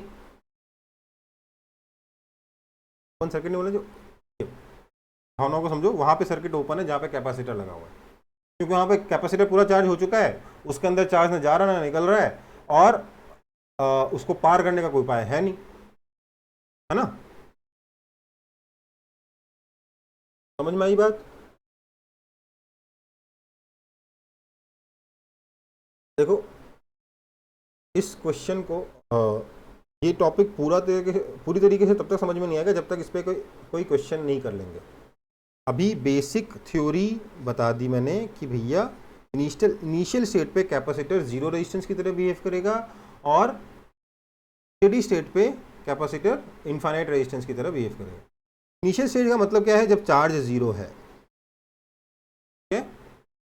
अगर इनिशियली चार्ज है कैपेसिटर पे तो वो ये वाला इनिशियल स्टेट में क्वालिफाई नहीं करता, ठीक है बेटा। सर पोटेंशियल डिफरेंस जीरो है। अगर चार्ज जीरो है तो पोटेंशियल डिफरेंस तो जीरो होगा ही होगा ना कैपेसिटर पे। सर तो चार्ज जीरो है, पोटेंशियल डिफरेंस जीरो होगा, तो उससे करंट क्यों फ्लो करेगा? बेटा देखो चार्जिंग वाला केस देखिए,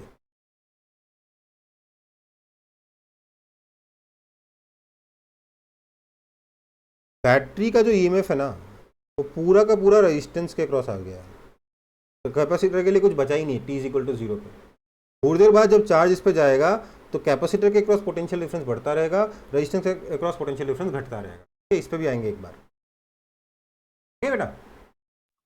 ओके सर।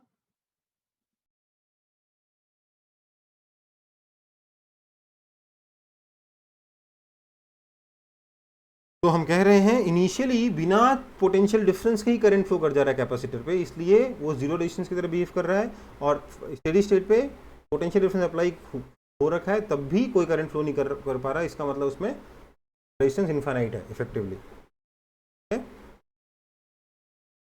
तो कॉपी हो चुका था, सर नहीं हुआ था। नहीं सर, वो नीचे कनेक्टिंग वायर क्या लिखा है सर? कनेक्टिंग वायर के बाद शॉर्ट सर्किट।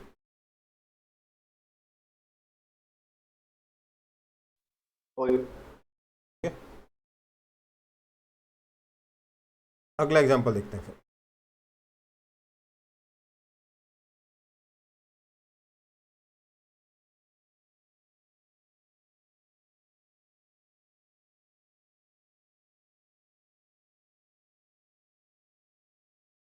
सर्किट सोचने में थोड़ा टाइम लगेगा।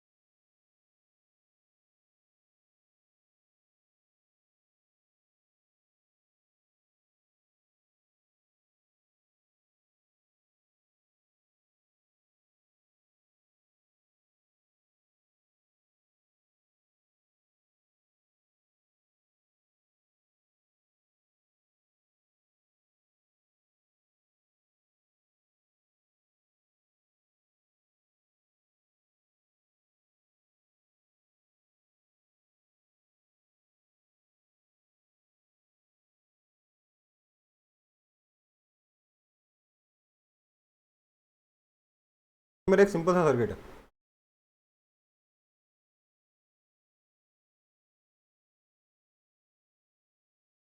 ठीक है, की है के, तो हमने t इज इक्वल टू 0 पे प्रेस किया, यहाँ पर पोटेंशियल डिफरेंस है v, पूछा है फाइंड करंट थ्रू बैटरी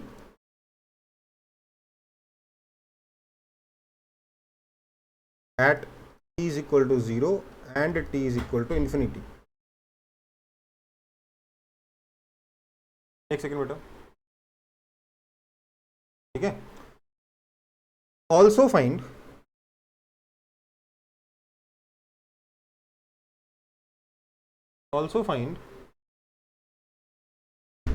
क्या निकालना होगा, चार्ज ऑन कैपेसिटर्स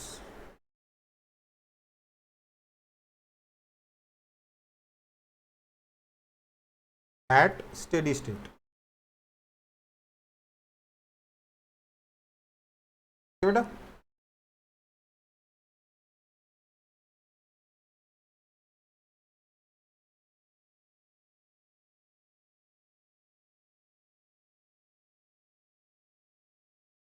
ट्राई करेंगे इसको सब लोग।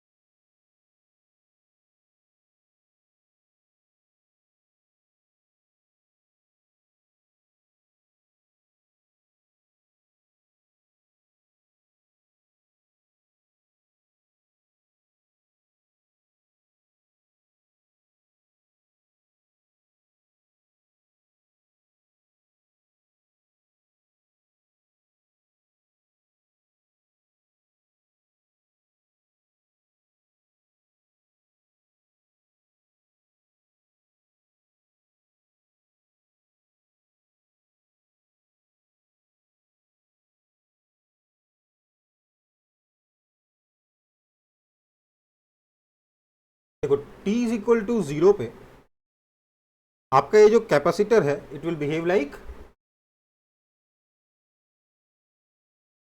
शॉर्ट सर्किट, राइट, और जीरो रेजिस्टेंस, मतलब कि सिंपली कनेक्टिंग वायर है ना।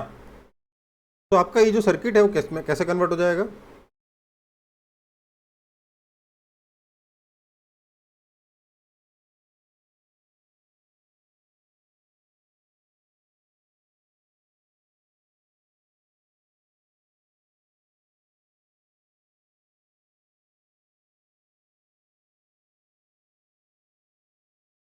सही ना, आया ना, बोलो।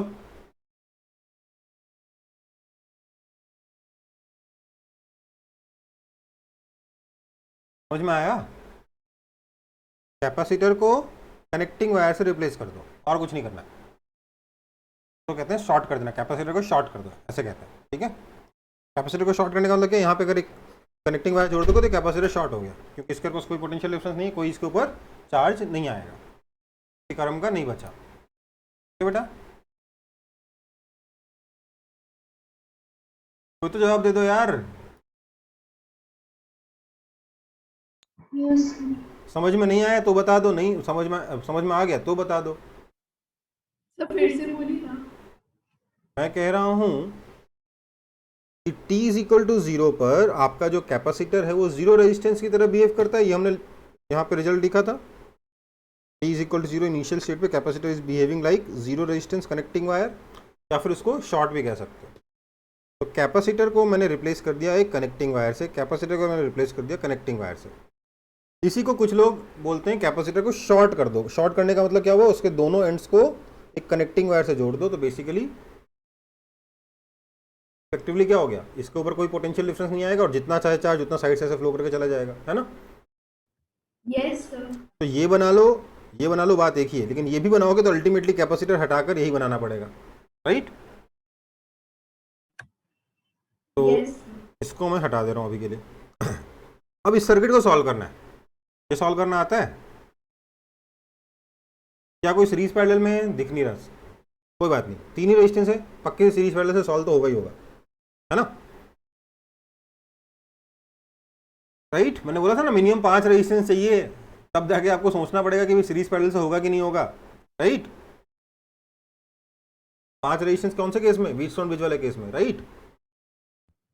हाँ सर। तो इसको हम क्या करेंगे, तो सॉल्व करने के लिए हम लोग करेंगे यहाँ का पोटेंशियल 0 मान लेते हैं, यहाँ का पोटेंशियल 0 V, यहाँ का पोटेंशियल V हो जाएगा, राइट। कोई दिक्कत? अब देखो इन सब ये सारी जगह तो V ही है और ये सारी जगह 0 ही है, राइट। तो बेसिकली क्या हुआ, आपके जो तीनों रेजिस्टेंसेज हैं वो पैरेलल में है कि नहीं है? Yes sir. है ना, तीनों रेजिस्टेंसेज पैरेलल में है। कि आगे का मैं यहाँ लिख रहा हूँ, all resistance are in parallel, therefore r effective कितना हो जाएगा, R/3। समझ में आ रहा है कि नहीं आ रही है? क्योंकि तीनों के दोनों रेजिस्टेंस 0 और V के बीच में, 0 और V के बीच में, 0 और V के बीच में लगे, तीनों पैरेलल हो गए, ठीक है। दिस मीन्स आपका जो यहां से जो करंट जाएगा I, वो कितना हो जाएगा, that current I is equal to V/R/3, 3V/R। क्या होगा, यहां से करंट जाएगा V/R, यहां से करंट जाएगा V/R, और यहां से भी करंट जाएगा V/R। यहां हो जाएगा 2V/R, यहां हो जाएगा 3V/R। समझ में आई बात? कोई दिक्कत?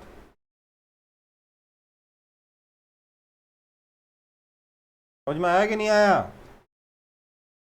Yes sir. Yes sir. जल्दी जल्दी कॉपी करो, मिटाऊंगा इसका सॉल्यूशन क्योंकि दूसरा पार्ट का सॉल्यूशन बाकी है।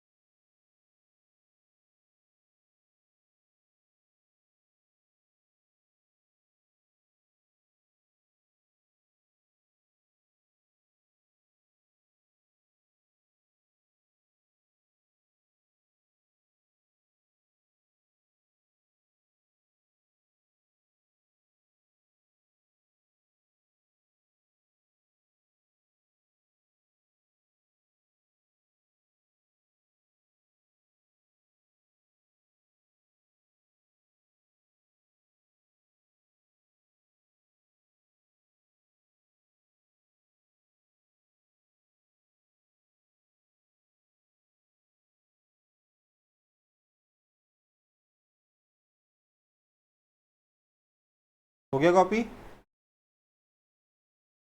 Yes sir. अब बात कर रहे हैं t is equal to infinity की।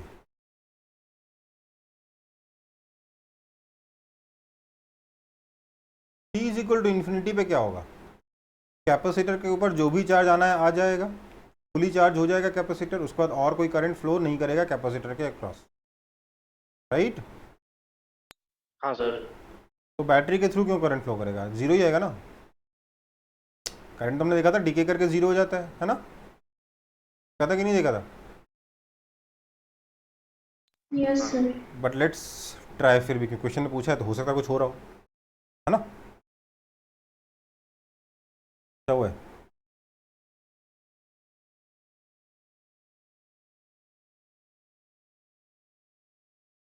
At T is equal to infinity करना है, दो गोल बना देंगे, ठीक है। T is equal to infinity पे क्या होगा, देखो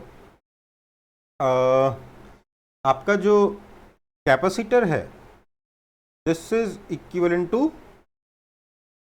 ओपन सर्किट, क्योंकि वहां से कोई करंट फ्लो ही नहीं करेगा, है ना। तो आपका ये जो सर्किट है उसको मैं रीड्रॉ कर सकता हूँ कैसे। ये वाला रेजिस्टेंस आर, यहाँ पर कैपेसिटर लगा था, वहाँ से कोई करंट जाएगा ही नहीं। ये वाला रेजिस्टेंस आर, ये वाला रेजिस्टेंस आर, यहाँ पर कैपेसिटर लगा था, यहाँ से कोई करंट जाएगा ही नहीं, है ना। समझ में आई बात। तो ये जो ब्रांचेस हैं जिसमें कैपेसिटर लगा हुआ है, इसको फालतू ड्रॉ कर रहा हूँ मैं, सिर्फ आपको दिखाने के लिए ड्रॉ कर रहा हूँ। तो कोई मतलब है क्या? नो नहीं है, ये तो क्लोज्ड है ही है।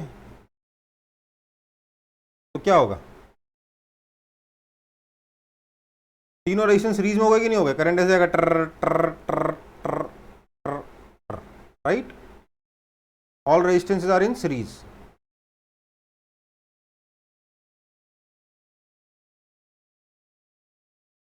Right. Yes sir. This means R effective is equal to 3R। That means यहाँ से जो करंट I जाएगा, that current I is equal to P by 3R। Answer zero नहीं हुआ, ठीक है, जीरो नहीं हुआ। कितना जा रहा है? P by 3R, P by 3R, P by 3R, right.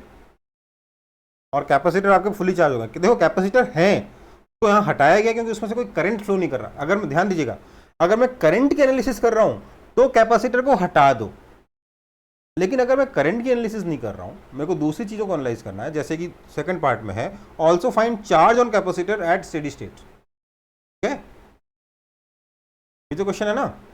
तो अगर मैं इसकी एनालिसिस कर रहा हूं तो अब मेरे को कैपेसिटर को इग्नोर करके, कैपेसिटर को सर्किट से हटा के कैपेसिटर के ऊपर चार्ज कैसे निकालूंगा मैं? निकाल सकते हैं क्या? निकाल सकते हैं? नहीं ना। तो उसके लिए आपको ये करंट निकालने को दोबारा से सर्किट में आना पड़ेगा आपको। इस सर्किट को आप दोबारा बनाओगे at t is equal to infinity, कुछ ऐसा हो रहा होगा, ये नहीं हो रहा होगा। ये सर्किट को सॉल्व करने की ट्रिक है। असली में तो सर्किट तो यही है ना, कैपेसिटर हट गायब थोड़ा हो गया क्या? हाँ सर। तो अब बोलते हैं कि लेट्स से यहां पर चार्ज आ गया है Q1, यहां आ गया माइनस Q1। लेट्स से बोलते हैं कि यहां पर चार्ज आ गया है Q2, यहां आ गया माइनस Q2, ठीक है बेटा। अब मुझे Q1 और Q2 निकालना है, कैसे निकालूं? Any idea?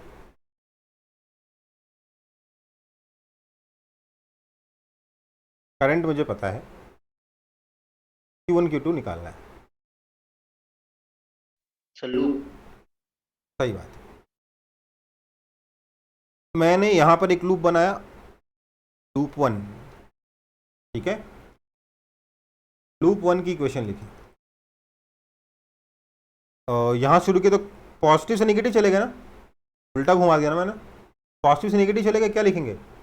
Minus Q1 by C, right. यहां पे करंट के अपोजिट डायरेक्शन में गए तो plus P by 3R current into R resistance, फिर से करंट के अपोजिट डायरेक्शन में जा रहे हैं तो plus P by 3R current into R resistance equal to 0। Loop complete. That means charge Q1 is equal to 2V by 3 into C, 2CV by 3, ठीक है। कोई दिक्कत? सिमिलरली आप लूप 2 की इक्वेशन लिख के Q2 निकाल सकते हो, है ना।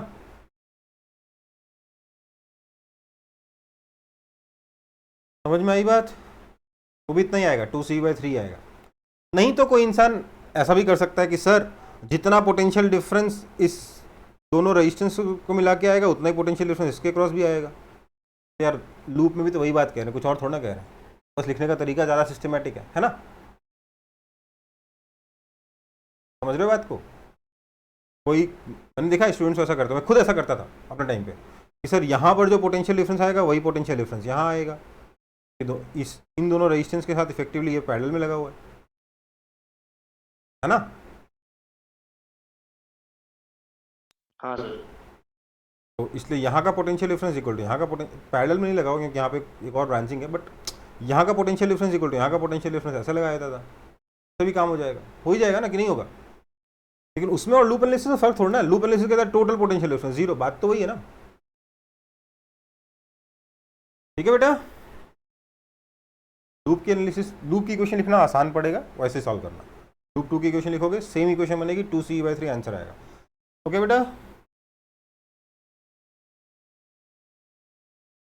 तो हमारे पास जो सर्किट है आरसी सर्किट, हमने उसमें उसका चार्जिंग का स्टेज देख लिया, डिस्चार्जिंग का स्टेज देख लिया, इनिशियल स्टेट देख लिया, फाइनल स्टेट मतलब स्टेडी स्टेट देख लिया। हमने फाइनल स्टेट पे कैपेसिटर पे चार्ज कैसे निकालते हैं ये भी देख लिया। अब देखो, आप हो सकता है कोई बुक पढ़ो, उसमें आपको स्टेप्स दिखाई जाए। क्या दिखाई जाएगा बताता हूँ, मैं किससे बोल रहा हूँ, लिखवाऊंगा नहीं। मान लीजिए आपसे सीधे पूछा जाए all find the charge on capacitor eight steady state, तो बोलेगा स्टेडी स्टेट पे सॉल्व करने के लिए replace step 1, replace all the branches that contain capacitor with open circuit. ऐसे मतलब मान लो यहाँ पे रेजिस्टेंस होता तब भी तो उसका कोई फायदा नहीं था ना, उस रेजिस्टेंस को भी हटा दो, ये कहेगा। वहाँ से करंट थोड़ा जाएगा, मान लो यहाँ रेजिस्टेंस लगा रखा है, कुछ होगा उससे? बोलो, होगा क्या? जवाब नहीं देते हो ना, बड़ा दुख होता है। नहीं समझ में आया बोल दो। क्या बोले सर? मैं कह रहा हूँ पहले स्टेप में बोलेगा कि जिस जिस ब्रांच में कैपेसिटर है उस ब्रांच में को ही हटा दो। मतलब यहाँ पे रेजिस्टेंस अगर लगा हुआ भी होता तो उसको हटा दो, क्योंकि उसका कोई फायदा तो है नहीं, तो करंट जाएगा क्या? नहीं जाएगा ना। मान लीजिए यहाँ पे रेजिस्टेंस होता, मैंने यहाँ पे मैं सिर्फ कैपेसिटर हटाता, रेजिस्टेंस नहीं हटाता, तो कोई फर्क पड़ता क्या? नहीं पड़ता। तो बोलेगा सीधे ब्रांच को हटा दो, तो ब्रांच हटा दी। उसके बाद नॉर्मल रेजिस्टेंस वाली एनालिसिस करके आप करंट निकाल लीजिए हर जगह। स्टेप 2 हो गया। स्टेप 3, अगेन ओरिजिनल सर्किट पे जाइए, जो करंट आपने निकाला है उसको ड्रॉ करिए और लूप एनालिसिस लगा के कैपेसिटर्स पे चार्ज निकाल लीजिए। हमने वही किया ना कि कुछ और किया है? सर वही किया सर। वही किया है, स्टेप्स नहीं लिखा है, स्टेप्स यही बोलते हैं। ठीक है।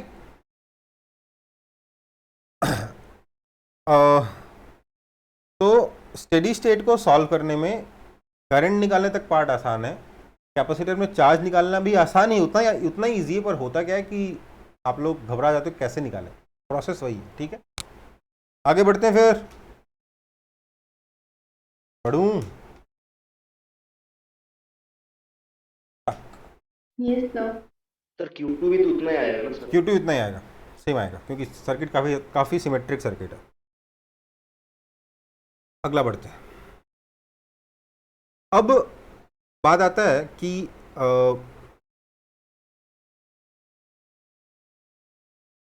चार्जिंग ऑफ अ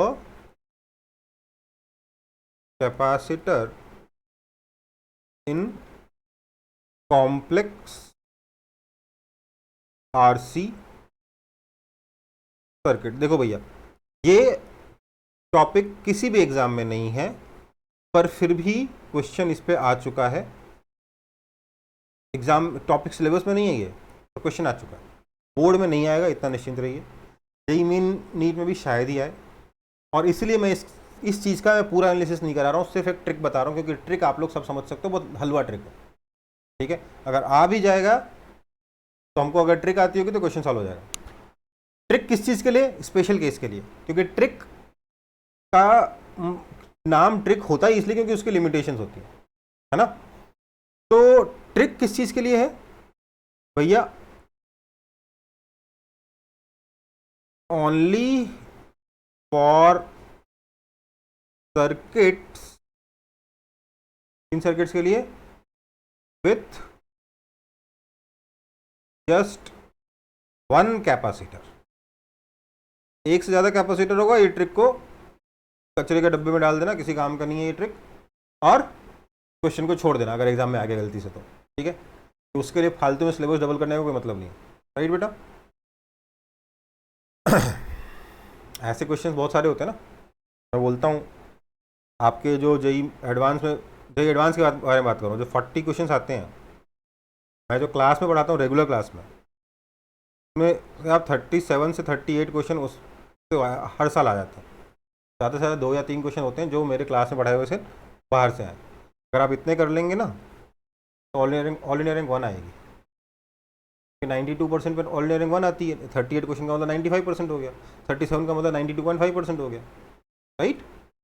और सिलेबस अगर मैं बाकी के ये 2-3 क्वेश्चन कराने जाऊंगा तो सिलेबस सीधे 3 से 5 टाइम्स हो जाएगा, ठीक है। तो मैं इसलिए उनके पीछे नहीं पड़ता, ठीक है बेटा। तो ट्रिक क्या है, only for circuits with just 1 capacitor, उसके लिए ट्रिक सिखा रहे हैं। एक से ज़्यादा कैपेसिटर वाला क्वेश्चन आया छोड़ दीजिएगा। चार्जिंग का स्टेज मतलब टाइम के साथ करंट चार्ज कैसे चेंज करेगा कैपेसिटर के ऊपर, ये बताना है। क्या करना है, step 1, find charge on the capacitor eight steady state. Steady state solve करना का तरीका बता दिया मैंने, वो पूरा क्वेश्चन सॉल्व करना पड़ेगा जो स्टेडी स्टेट के लिए आपको सॉल्व करके दिखाया, उस तरीके का पूरा क्वेश्चन सॉल्व करना होगा, ठीक है बेटा। उस कैपेसिटर पे आपने स्टेडी स्टेट का चार्ज निकाल लिया, ये स्टेप 1 है। इस स्टेप के अंदर ऑलरेडी 5-6 स्टेप्स हैं, ठीक है। स्टेप 2,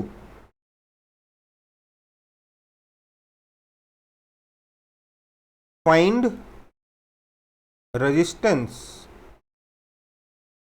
अच्छा find charge on capacitor eight steady state, इसको मैं मान ले रहा हूं कैपिटल Q, ओके। नेक्स्ट है फाइंड रेजिस्टेंस अक्रॉस व्हाट, क्योंकि जिस सर्किट के बारे में बात करें ना उसमें सिर्फ एक रेजिस्टेंस नहीं होगा। सर्किट में क्या होगा, सर्किट में क्या होगा पता है, मल्टीपल रेजिस्टेंसेज होंगे, और तो और मल्टीपल बैटरीज भी होंगी। तो रेजिस्टेंस किसके अक्रॉस निकालना है, अक्रॉस टर्मिनल्स ऑफ कैपेसिटर। तो सर जब रेजिस्टेंस निकाल रहे हैं, इक्विवेलेंट रेजिस्टेंस निकाल रहे हैं, तो बैटरी का क्या करें, बाय रिप्लेसिंग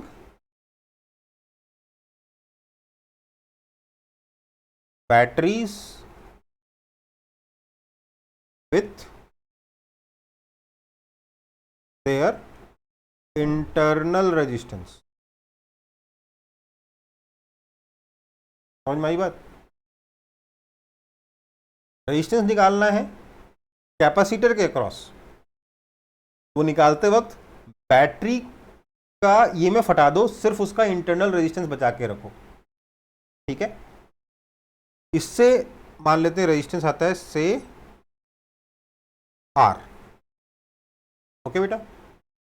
और कैपेसिटेंस कैपेसिटर का कैपेसिटेंस कितना है, सी है।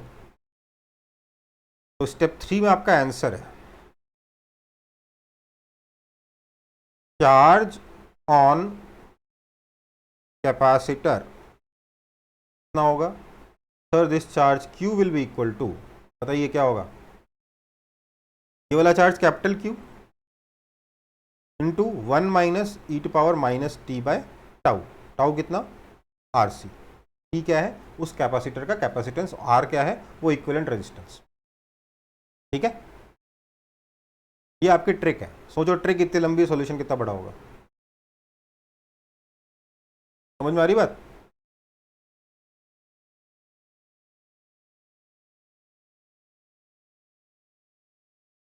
Yes, sir.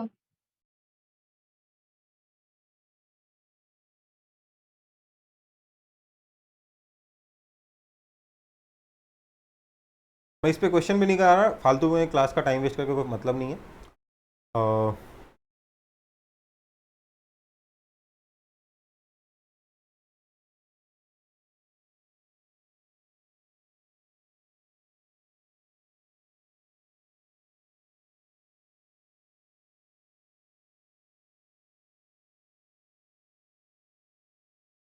अगर किसी को करने की इच्छा है तो मैंने एक सिंपल सा सर्किट दे दिया है, r r r small r b, ठीक है।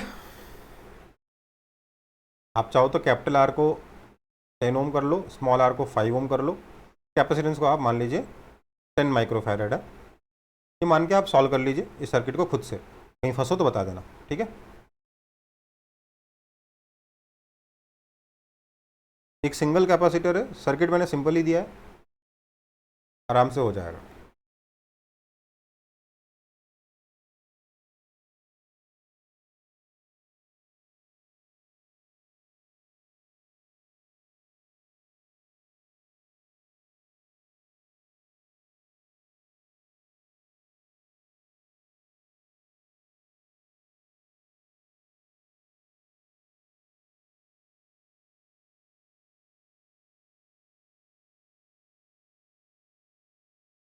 ध्यान दीजिएगा, आपको रेजिस्टेंस किसके क्रॉस निकालना है, कैपेसिटर के क्रॉस। तो कैपेसिटर हटाइए, इन दोनों पॉइंट्स के बीच में कैपेसिटर को हटा के रेजिस्टेंस निकालना है, ignoring this EMF, okay.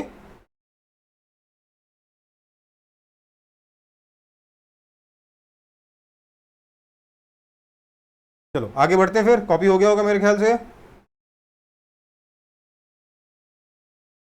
Yes sir. चलो अब एक इजियर केस देखते हैं विथ, इसमें मल्टीपल कैपेसिटर्स हैं, फिर भी हम इसको सॉल्व कर लेंगे। क्यों, आपको केस देखते समझ में आ जाएगा।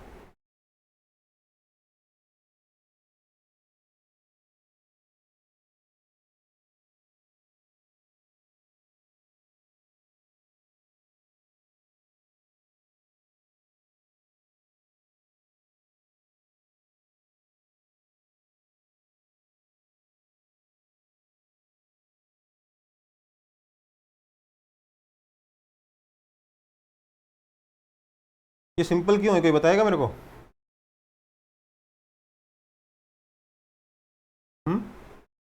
क्लियर?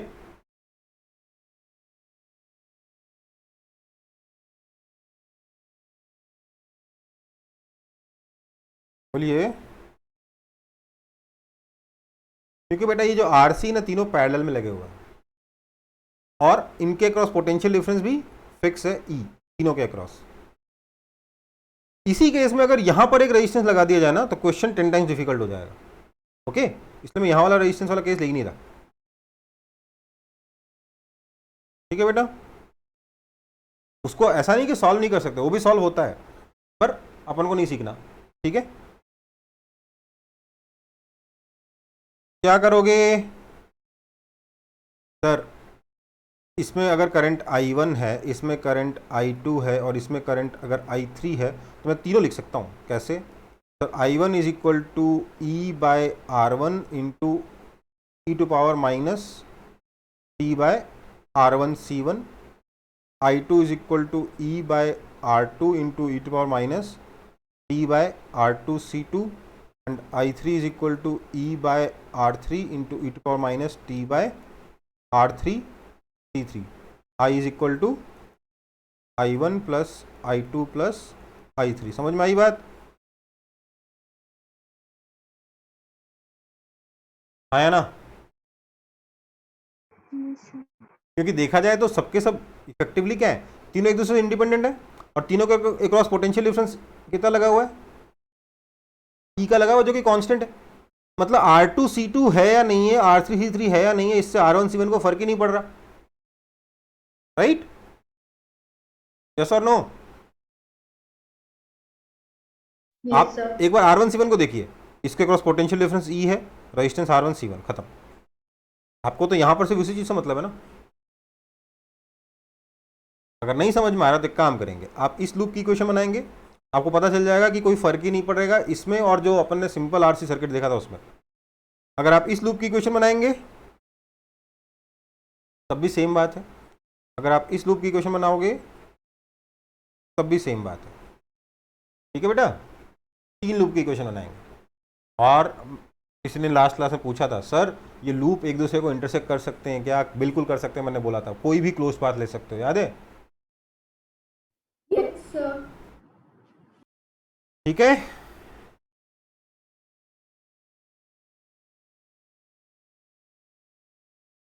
आगे बढ़ूं फिर। इस तरीके से करंट निकाल सकते हो, Q1 निकाल सकते हो, Q2 निकाल सकते हो, Q3 निकाल सकते हो, जो चाहो वो निकाल सकते हो। मैं आगे बढ़ रहा हूँ नेक्स्ट टॉपिक पे। सर क्लास कब तक चलेगा? 5 मिनट और है बेटा।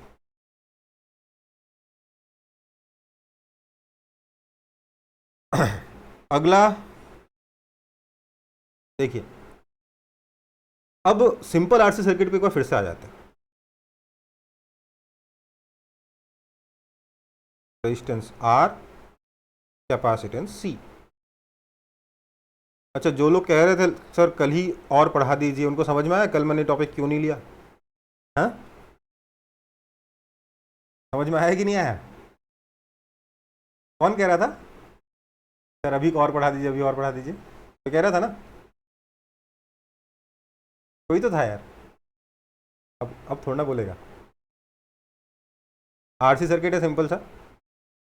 इसमें देखो, हमने इसका चार्ज Q, इसका करंट I, दोनों की इक्वेशन लिख रखी है। चार्ज Q कितना है सर? चार्ज Q हो जाएगा CE into 1 minus E to power minus T by tau. Sir current I हो जाएगा E by R into E to power minus T by tau, right? यही ना होगा? तो मुझे बता सकता पोटेंशियल डिफरेंस अक्रॉस रेजिस्टेंस कितना हो जाएगा? Sir IR that is equal to E into E to power minus T by tau. और पोटेंशियल डिफरेंस अक्रॉस कैपेसिटर कितना हो जाएगा सर? कितना होता है? Q बाय C होता है ना, that is equal to E into 1 minus E to power minus T by tau. हुआ कि नहीं हुआ? Yes sir.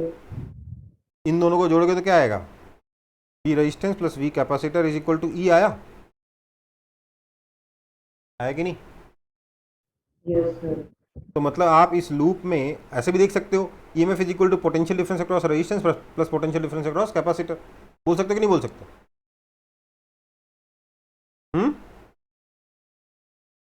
बोल सकते हो ना? Yes sir. कोई मुझसे कह रहा था कि सर इस कैपेसिटर के अक्रॉस कोई पोटेंशियल डिफरेंस नहीं है इनिशियल स्टेज पे, तो करंट कैसे आया? अरे भैया वही तो मैं कह रहा हूँ, ये जीरो रेजिस्टेंस की तरह बिहेव कर रहा है इनिशियली करंट, क्योंकि इनिशियली पूरा का पूरा जो EMF है या पूरा का पूरा जो पोटेंशियल डिफरेंस है वो पूरा का पूरा किसने खा लिया? रेजिस्टेंस ने खा लिया। उसकी वजह से रेजिस्टेंस में जो करंट आया, रेजिस्टेंस करंट फ्लो किया, उसकी वजह से इस पर चार्ज आया, तब जाके कैपेसिटर पे चार्ज आना, पोटेंशियल डिफरेंस आना शुरू हुआ। इनिशियल स्टेट पे पोटेंशियल डिफरेंस कितना है कैपेसिटर के क्रॉस? 0 है। ओके, और हमेशा ही यही क्वेश्चन ट्रू रहेगी। EMF तो बैटरी तो लगी हुई है, राइट? समझ में आया कि नहीं आया?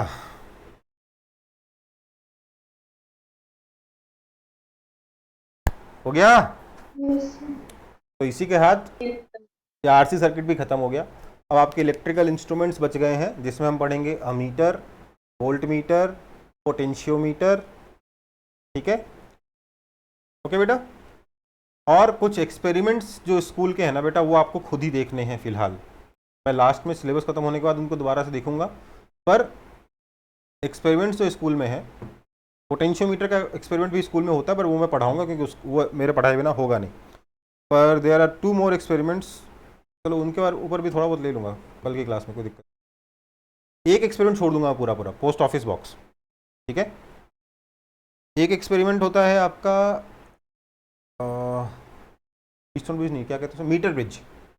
तो मीटर ब्रिज कराऊंगा मैं, पोटेंशियोमीटर कराऊंगा। ठीक है, आपका मेन फोकस नेक्स्ट क्लास में 3 चीज़ों पे रहेगा। क्या क्या?